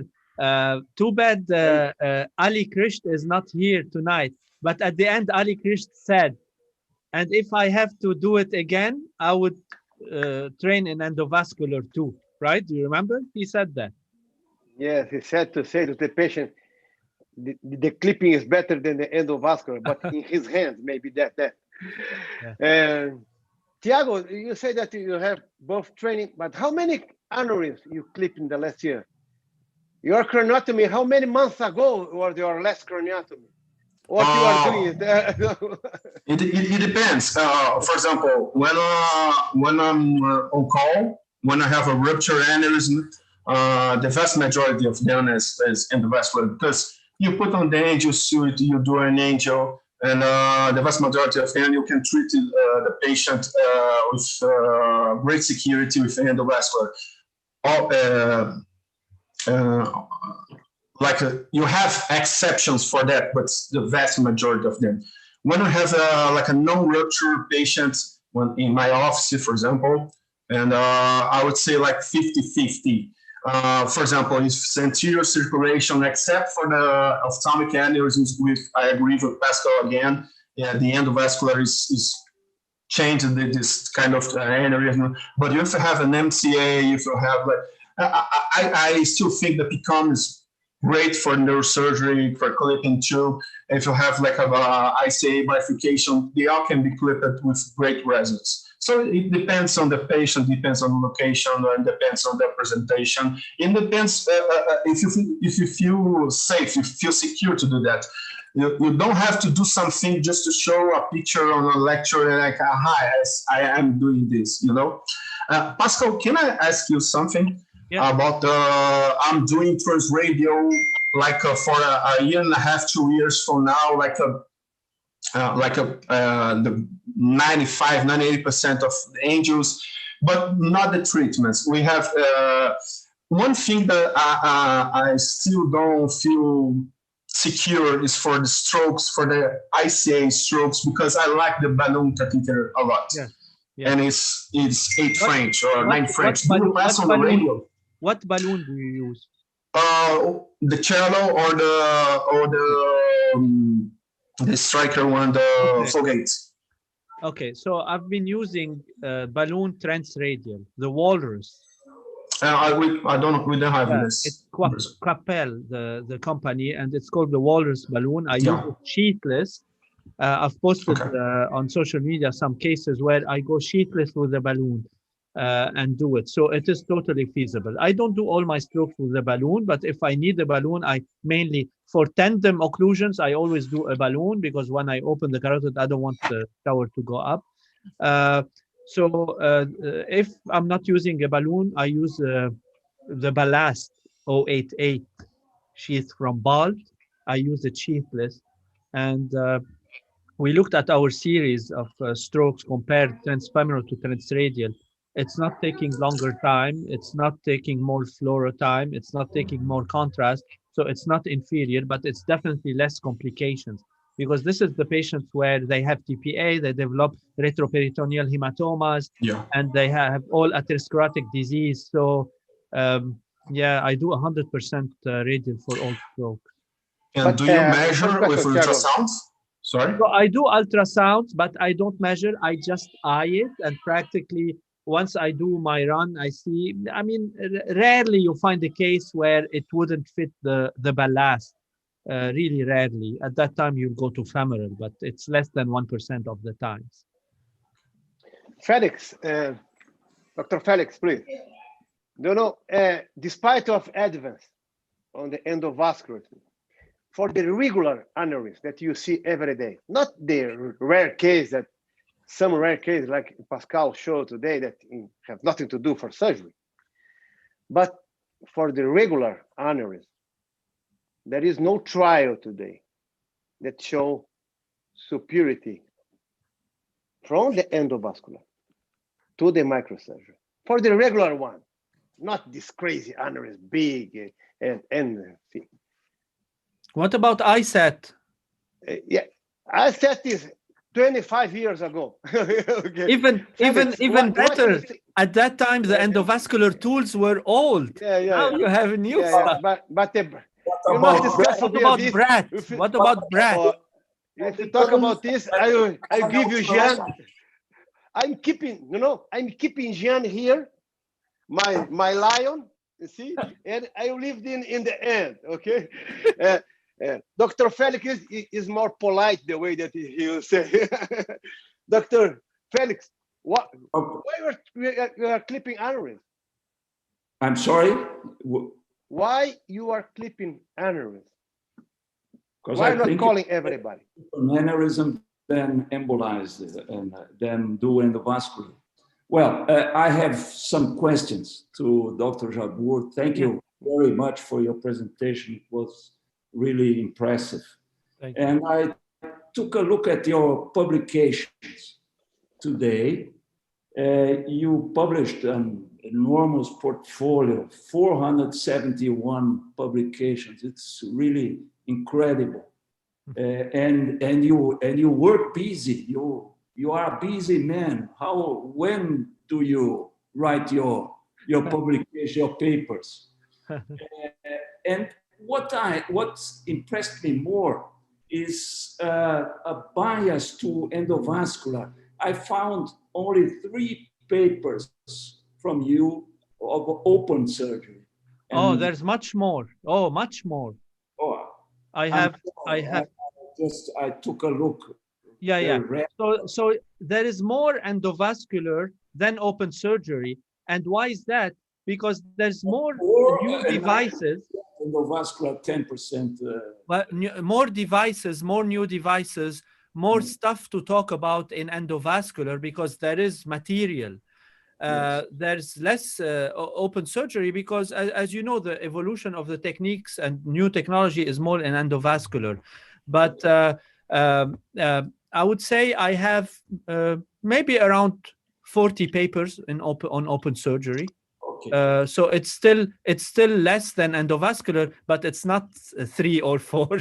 Let's take the endovascular papers that you published, and one is very impressive, published at American Journal of Neuroradiology 2015, multi-center pipeline paper, and with 16.4% mortality in posterior fossa aneurysms, and one can agree with that. They are much more difficult. But what impressed me more is a mortality rate of 1.4% in small aneurysms under 10 millimeters in carotid aneurysms. Yeah. So this never happens with the open surgery. You know that when you operate a small aneurysm on the carotid artery, the mortality is almost 0, not 1.4%. Okay. And so when you go, you can answer later. Let me finish. Okay. And we can go further. You published last year a paper with small aneurysms under 7 millimeters using the pipeline tool. You achieved Raymond 1 in only 76.8%. So you are really selling a package. And I'm sorry, I prefer to do once, not more than one time. With the web stent, the same thing. You have a occlusion rate of 55.8%. This is your paper, complete occlusion with the web. Yeah. And persistent filling of aneurysms with pipeline, 52 cases out of 281. So maybe I should answer one after the other because now I forgot what you talked about. So the web device we talk about, and this is a definition when we did the WEBIT trial, about adequate occlusion, not complete occlusion. Okay, so adequate occlusion Adequate occlusion, usually it's around 75 to 80%. Adequate occlusion is because the web device has like a little innie, and then it has a tiny neck. So that's why complete occlusion is 50%, but adequate occlusion represents better, and it's higher than that. Now, again, pipeline, we all know the issues with pipeline, right? Now, let me tell you something. There's no open surgery with zero complication. Here, if you're going to start saying zero complication, I mean, this is a little bit subjective. You can't tell me that the complication of clipping carotid aneurysm is zero, because we all know it's not zero. Now, no, I mean mortality, not. Yeah, mortality, it's not zero. Mortality is not zero. 1.4. So aneurysms, you're saying small aneurysms. Well, those are 10 millimeter, which isn't like, it's not like less than 7, or it's 10 millimeter aneurysm.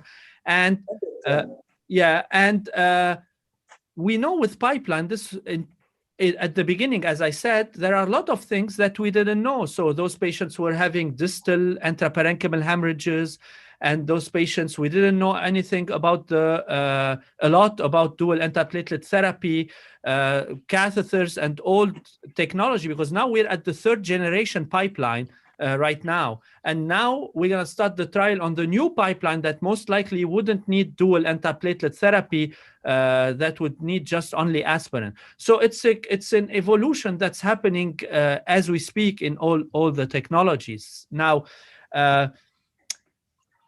you're talking about 100, and I said it, 100% occlusion, you won't get it unless you clip. Absolutely. I'm not arguing against that. That's the clip is the definitive treatment of an aneurysm. So we're not comparing here anatomically or angiographically what you're going to have. But when you follow those, and pipeline, for example, when you say if you have like a 15 millimeter aneurysm with a tiny neck, that's not a complete occlusion. But to be honest, who cares, as long as the patient doesn't have a rupture, as long as this aneurysm is considered protected. So the definition and the way we judge aneurysms is different. We shouldn't judge aneurysms the same way you judge a clip, because right now it's a different definition. Once you have you exposed an aneurysm, you can go and do a perfect job.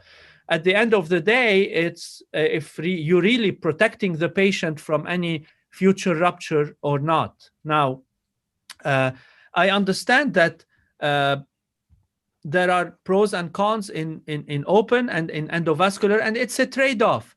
If open surgery was the best option for every single aneurysm that comes, well, the field of endovascular would have stopped long time ago.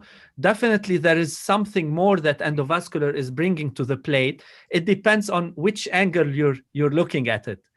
But again, I mean, I think screening the patient and choosing the best patient and being really critical of our own result is the way to go. And yeah, was I using more pipeline when the first pipeline came out? Absolutely. And then did my pipeline use over time decrease a little bit? Yes, because I knew later on which patient to choose, and I realized where you're going to have a higher complication rate, where you won't have that high of a complication rate. So it's a learning in progress.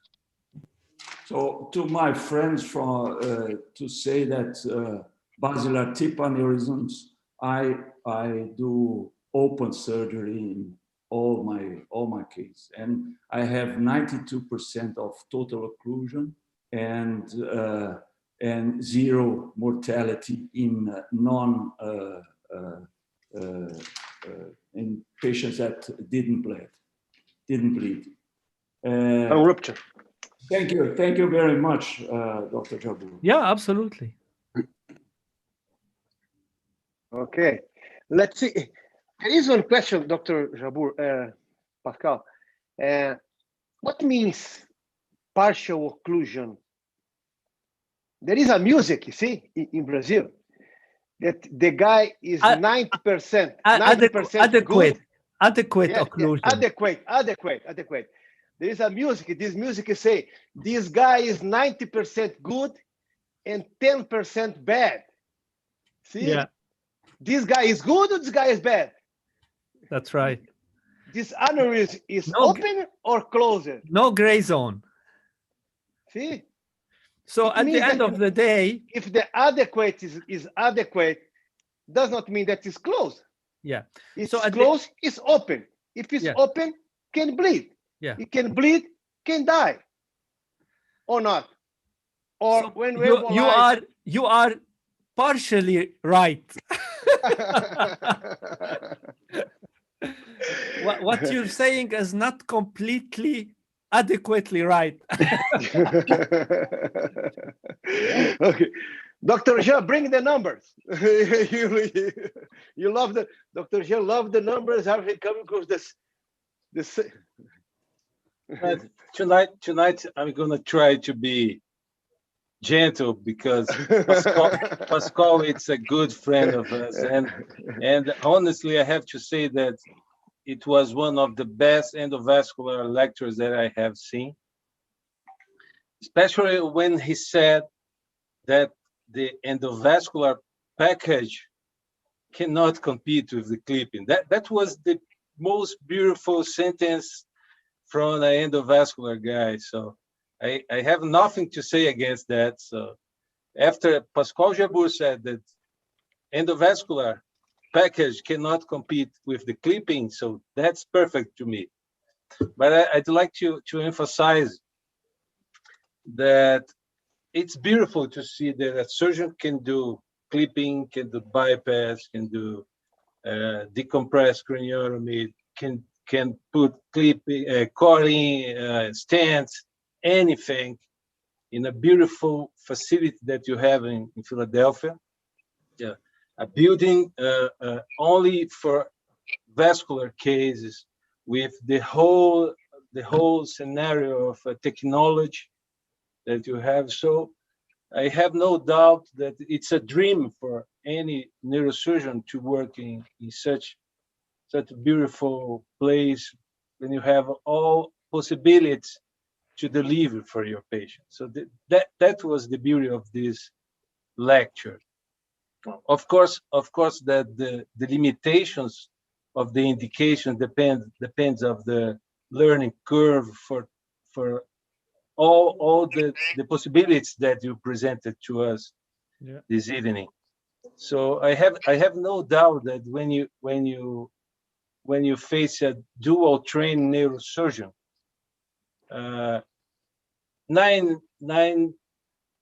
almost 100% of the dual trained neurosurgeon has a highest learning curve for endovascular techniques when you compare with microsurgical techniques. So it's natural to see that most of your cases, you decide to perform endovascular techniques because your level for that, I believe, it's higher than you would compare with your microsurgical learning curve. It's natural. It's not a criticism. It's just a faith that you have for every dual training neurosurgeon. So when you see the numbers, probably you treat with endovascular technology 80%, 90% of your case. The only dual trained guy that perform more microsurgery is Michael Lawton, because he's not really endovascular guy. Yeah. He is certified, but he's not really an endovascular guy. Yeah, no, that's biased.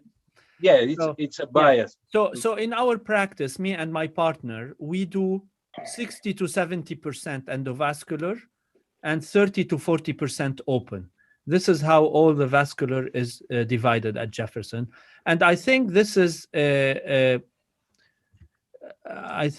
mean, I'm biased, but I think that's a good number like that. I think doing more endovascular wouldn't be right. It means you are, pushing your indication. But I truly believe that you shouldn't, for sure, be doing more than 50% of your cases open. That's for sure you shouldn't. Yeah. You have here Dr. Juan Luis Gomez Amador. Juan Luis is a neurosurgeon from Mexico. And he has a very nice idea. One he shows last year was microsurgery and support by endovascular. How to say it? How to say when? He put the catheter inside the carotid artery and close the ICA and clip the artery. Yeah. But he did this, Pascal, through the nose. See? He was doing clipping ophthalmic aneurysm from the nose and have the proximal control. So you have a balloon. Endovascular system, yes. Yeah, you have the balloon ready, and then you're doing transnasal ACOM. No, superior hypophyseal aneurysm. Superior hypophyseal, transnasal with the balloon there. Yeah. Do you have experience on it? I've Microsurgery assisted by endovascular? Well, yeah, I have with regular open surgery. For example, if I'm clipping a carotid ophthalmic aneurysm, it's either you can expose the neck or you can park a balloon. The only issue is you have to give heparin and make sure that you know how many cc's is enough to not overinflate your balloon. So you have to have everything really ready, everything prepped, and you know how much you're inflating.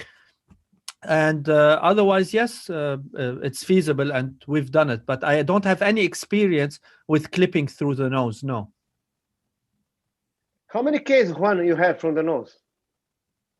We have just one case for clipping aneurysms and 2 other cases for thrombus decompression after endovascular treatment of giant aneurysms. So taking the opportunity, I would like to thank Professor Jabour for your excellent understanding lecture.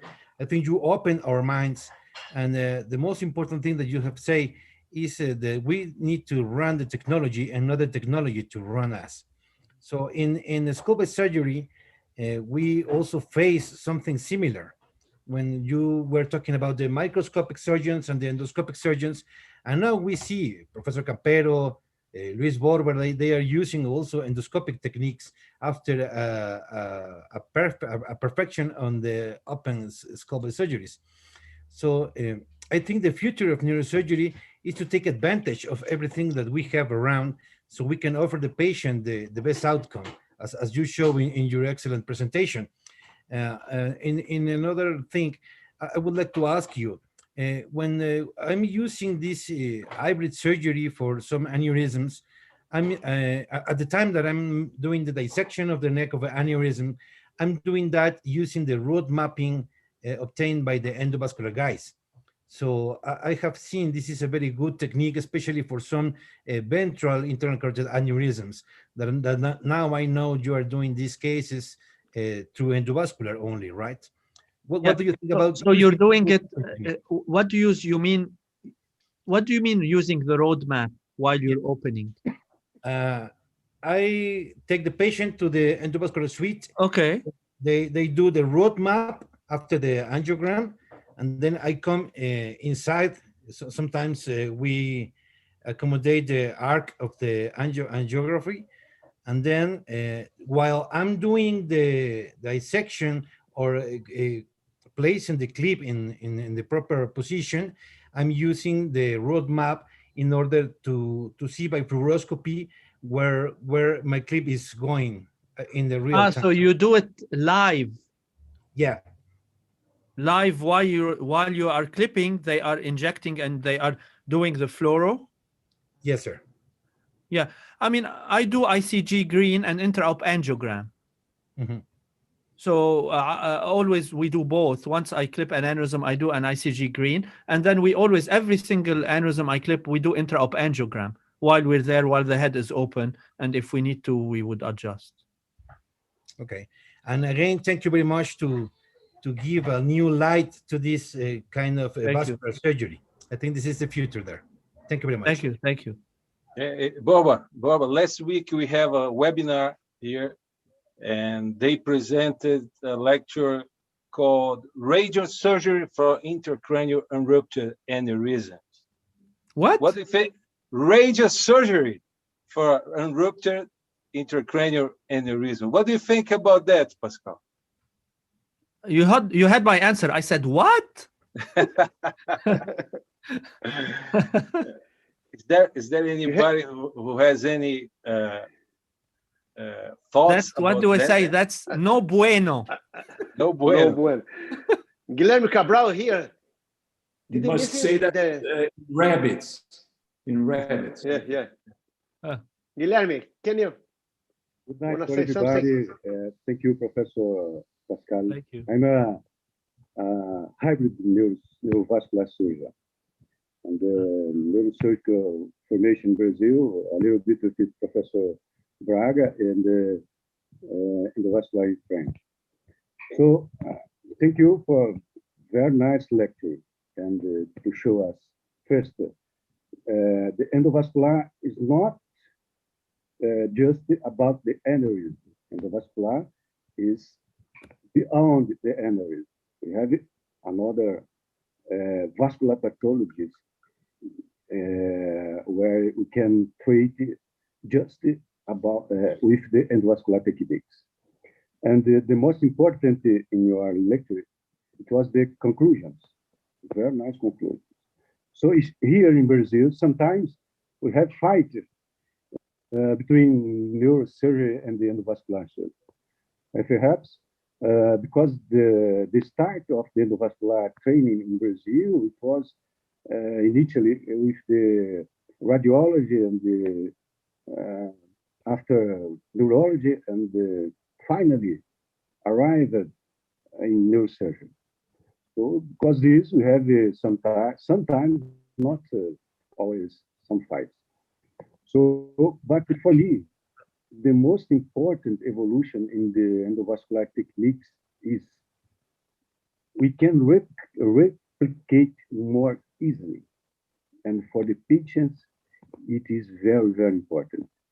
And endovascular, for me, it's more easy for the neurosurgeon that we can compare about the other specialties. So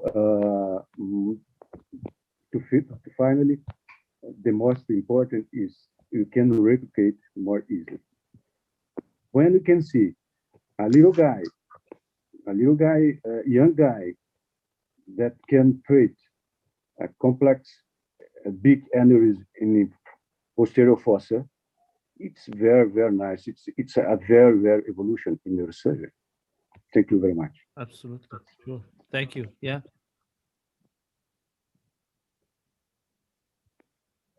Professor Veiga, now the president. Yes.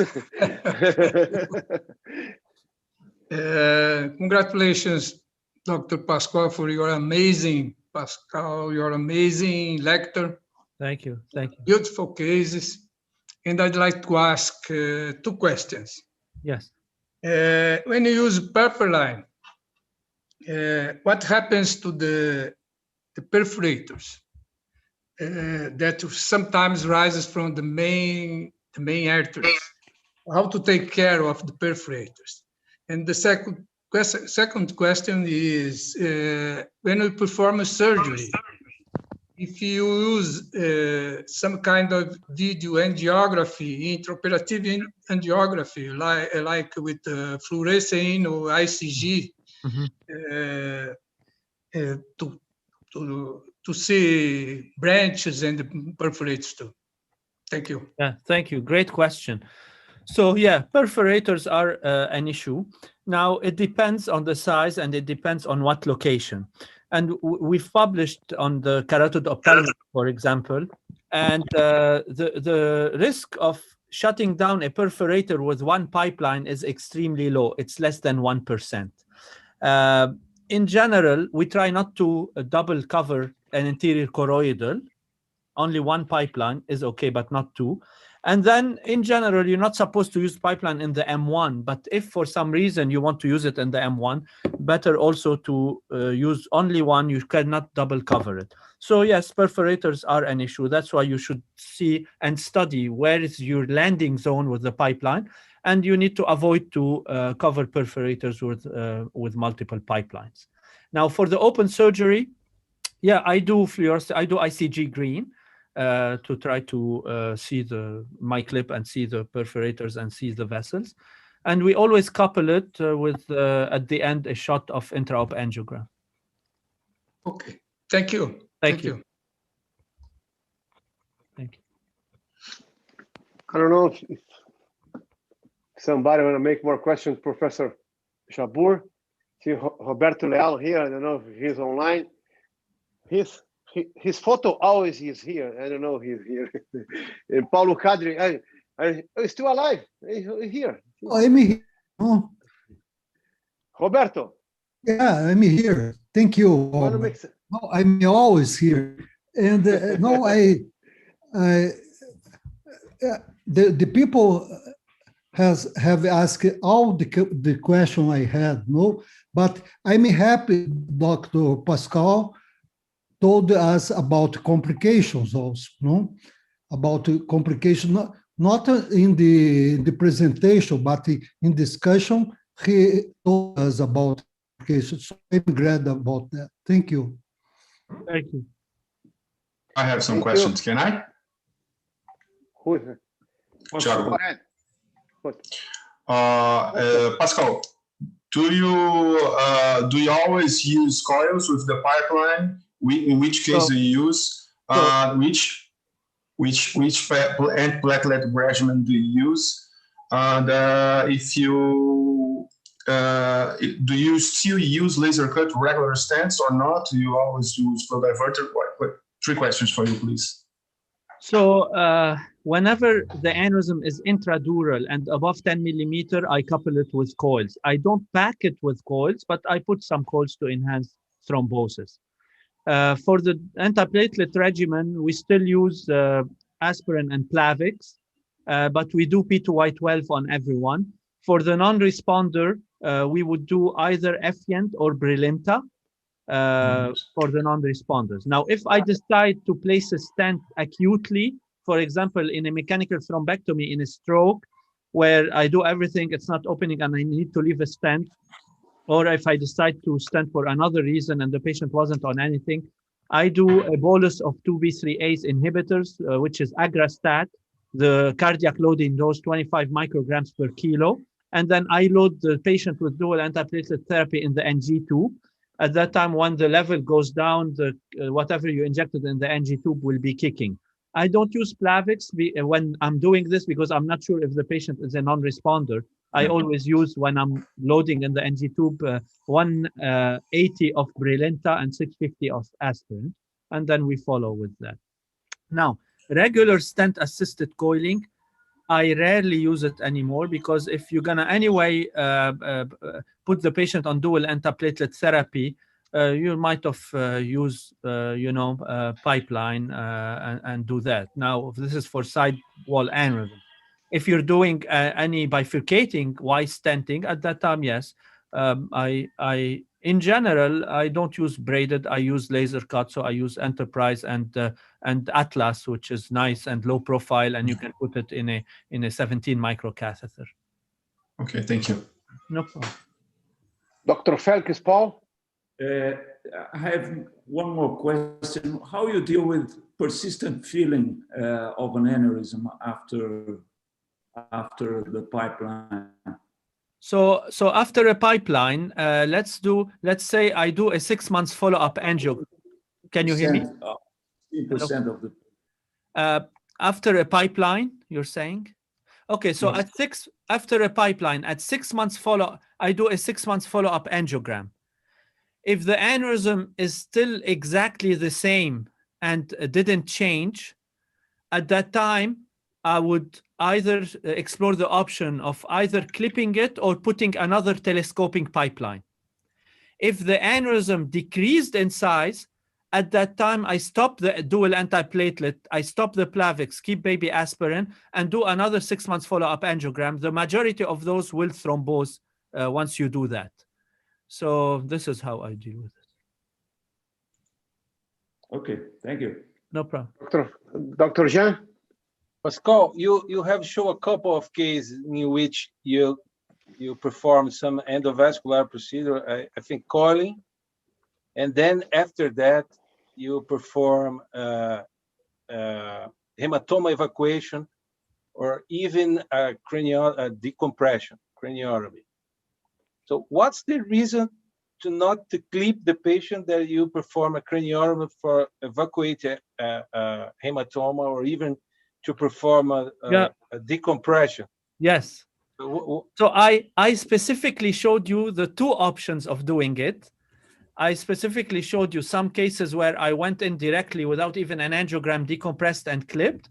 And specifically, I showed you another case where to show you that both can be done as long as you select the right patient. So this paper that was published showed that those patients that we did that are not patients that are herniating.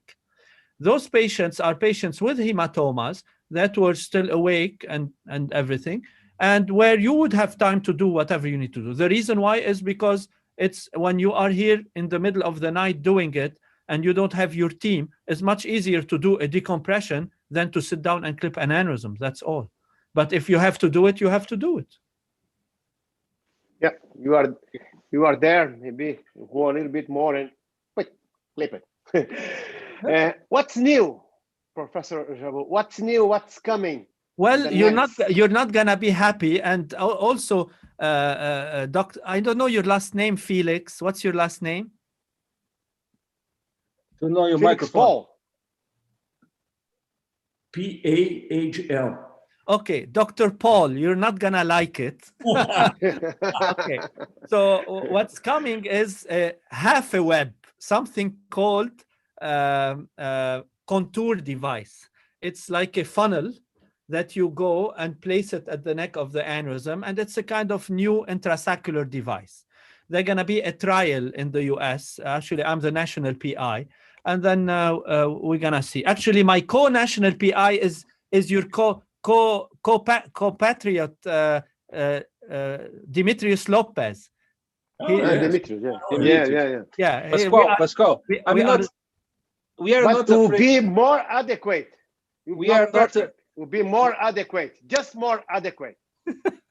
We are not afraid about that, because if you see the history, you have a coil, you have a matrix, you have an onyx, you have a pipeline, you have a lot of different devices, and the numbers never getting close in the clip. So no problem. It's one more. Well, one if you are focused only on the numbers, yeah, it doesn't matter. So, yeah, he's stuck. So what's new also is the new pipeline shield, which I think this will make a difference, which is, as I said earlier, it's the pipeline where, well, in the trial, I'm also the national PI. In the trial, we're going to try to, we're going to do it with dual antiplatelet therapy. But obviously in the future, this is made with modification, surface modification, to be able to be used mainly for ruptured with only aspirin without dual antiplatelet therapy. We will see. Now, robotics, endovascular robotics is something that really I'm into. And I think if it's going to improve to a point where we are able to do remote interventions, but I'm talking about only stroke, because this is for people where they are not able to reach a center. And if they can't reach a center, they're going to definitely have a stroke. This makes sense. There are some hurdles, of course, like the lag of the internet. If a complication happens, well, how are you going to deal with it? Yeah, but we're talking here, we're not saying let's start treating elective patients remotely. We're talking about those patients. What's the other alternative? The other alternative is they're not going to get to a center and they're not going to get their vessel open. So, and the radiation, it's a big issue. Yes. Because if you can do the procedure with a robot, even you are in the next door, you are not getting radiation, okay? So yeah, it's good for you, right? That's the big, and you're not wearing lead and you're not putting stress on your back and stuff like that. If the treatment fail, you sue the robot or not? Exactly. Yeah. Okay, now it's 2 hours and 15 minutes that you are online here. I think Professor Jabbour, you'll be a little bit tired. You need your wine, you know. You know, Professor Jabbour is sommelier level 3, the maximum. Huh? That's right. Not the maximum. Not the maximum. Yeah, Level 3. If you follow him in the Twitter, man, this man is hot. You need to meet him personally. He's much better than online. Yeah. Give the word to Professor Jabbour and Professor Vega that you can close the session. Please, Professor Jabbour. So I want to thank everyone. It was really a pleasure. And listen, if scientists don't disagree, science won't improve. We need to disagree to make things better. And we need to, auto-criticize ourselves. But I can tell you, I'm going to call you Felix with all colleagues. I'm going to tell you, Felix, I've never had someone pulling my papers and arguing with me on numbers. You are a tough guy. You're a tough guy. This is nice. Thank you. Yeah. So thank you, everyone. I really enjoyed it. And, we are, I think Brazilians and Lebanese, they have some genes in common. They are, they like to argue and they are, Great. Thank you, sir. Thank you. Professor Vega, please. Can you? Thank you, Professor Jabbour, for your presentation again, and for sharing more than 2 hours with us this night. Thank you. It's very nice. And thank all the panelists for the discussion. It was very great. I like very much. And bye-bye for all. Thank you. Okay. Thank you very much. Thanks a lot. In 15 days, you'll be back. Same time in here. Okay? Thank you. Thank you. Good night. Sir. Thank you. Thank you, Jabbour. Thank you. Bye-bye. Thank you, Jabbour, for the Bye-bye. beautiful presentation. Thank you very much. Pascal, hope to see you Thank in you. Orlando. Yes. I hope so. Thank Bye. you. So have a great time. Bye-bye, Thank you very bye-bye. much. Thank you. Until next time. Thank you. Thank Thank you. Bye-bye. Thank you. Francisco.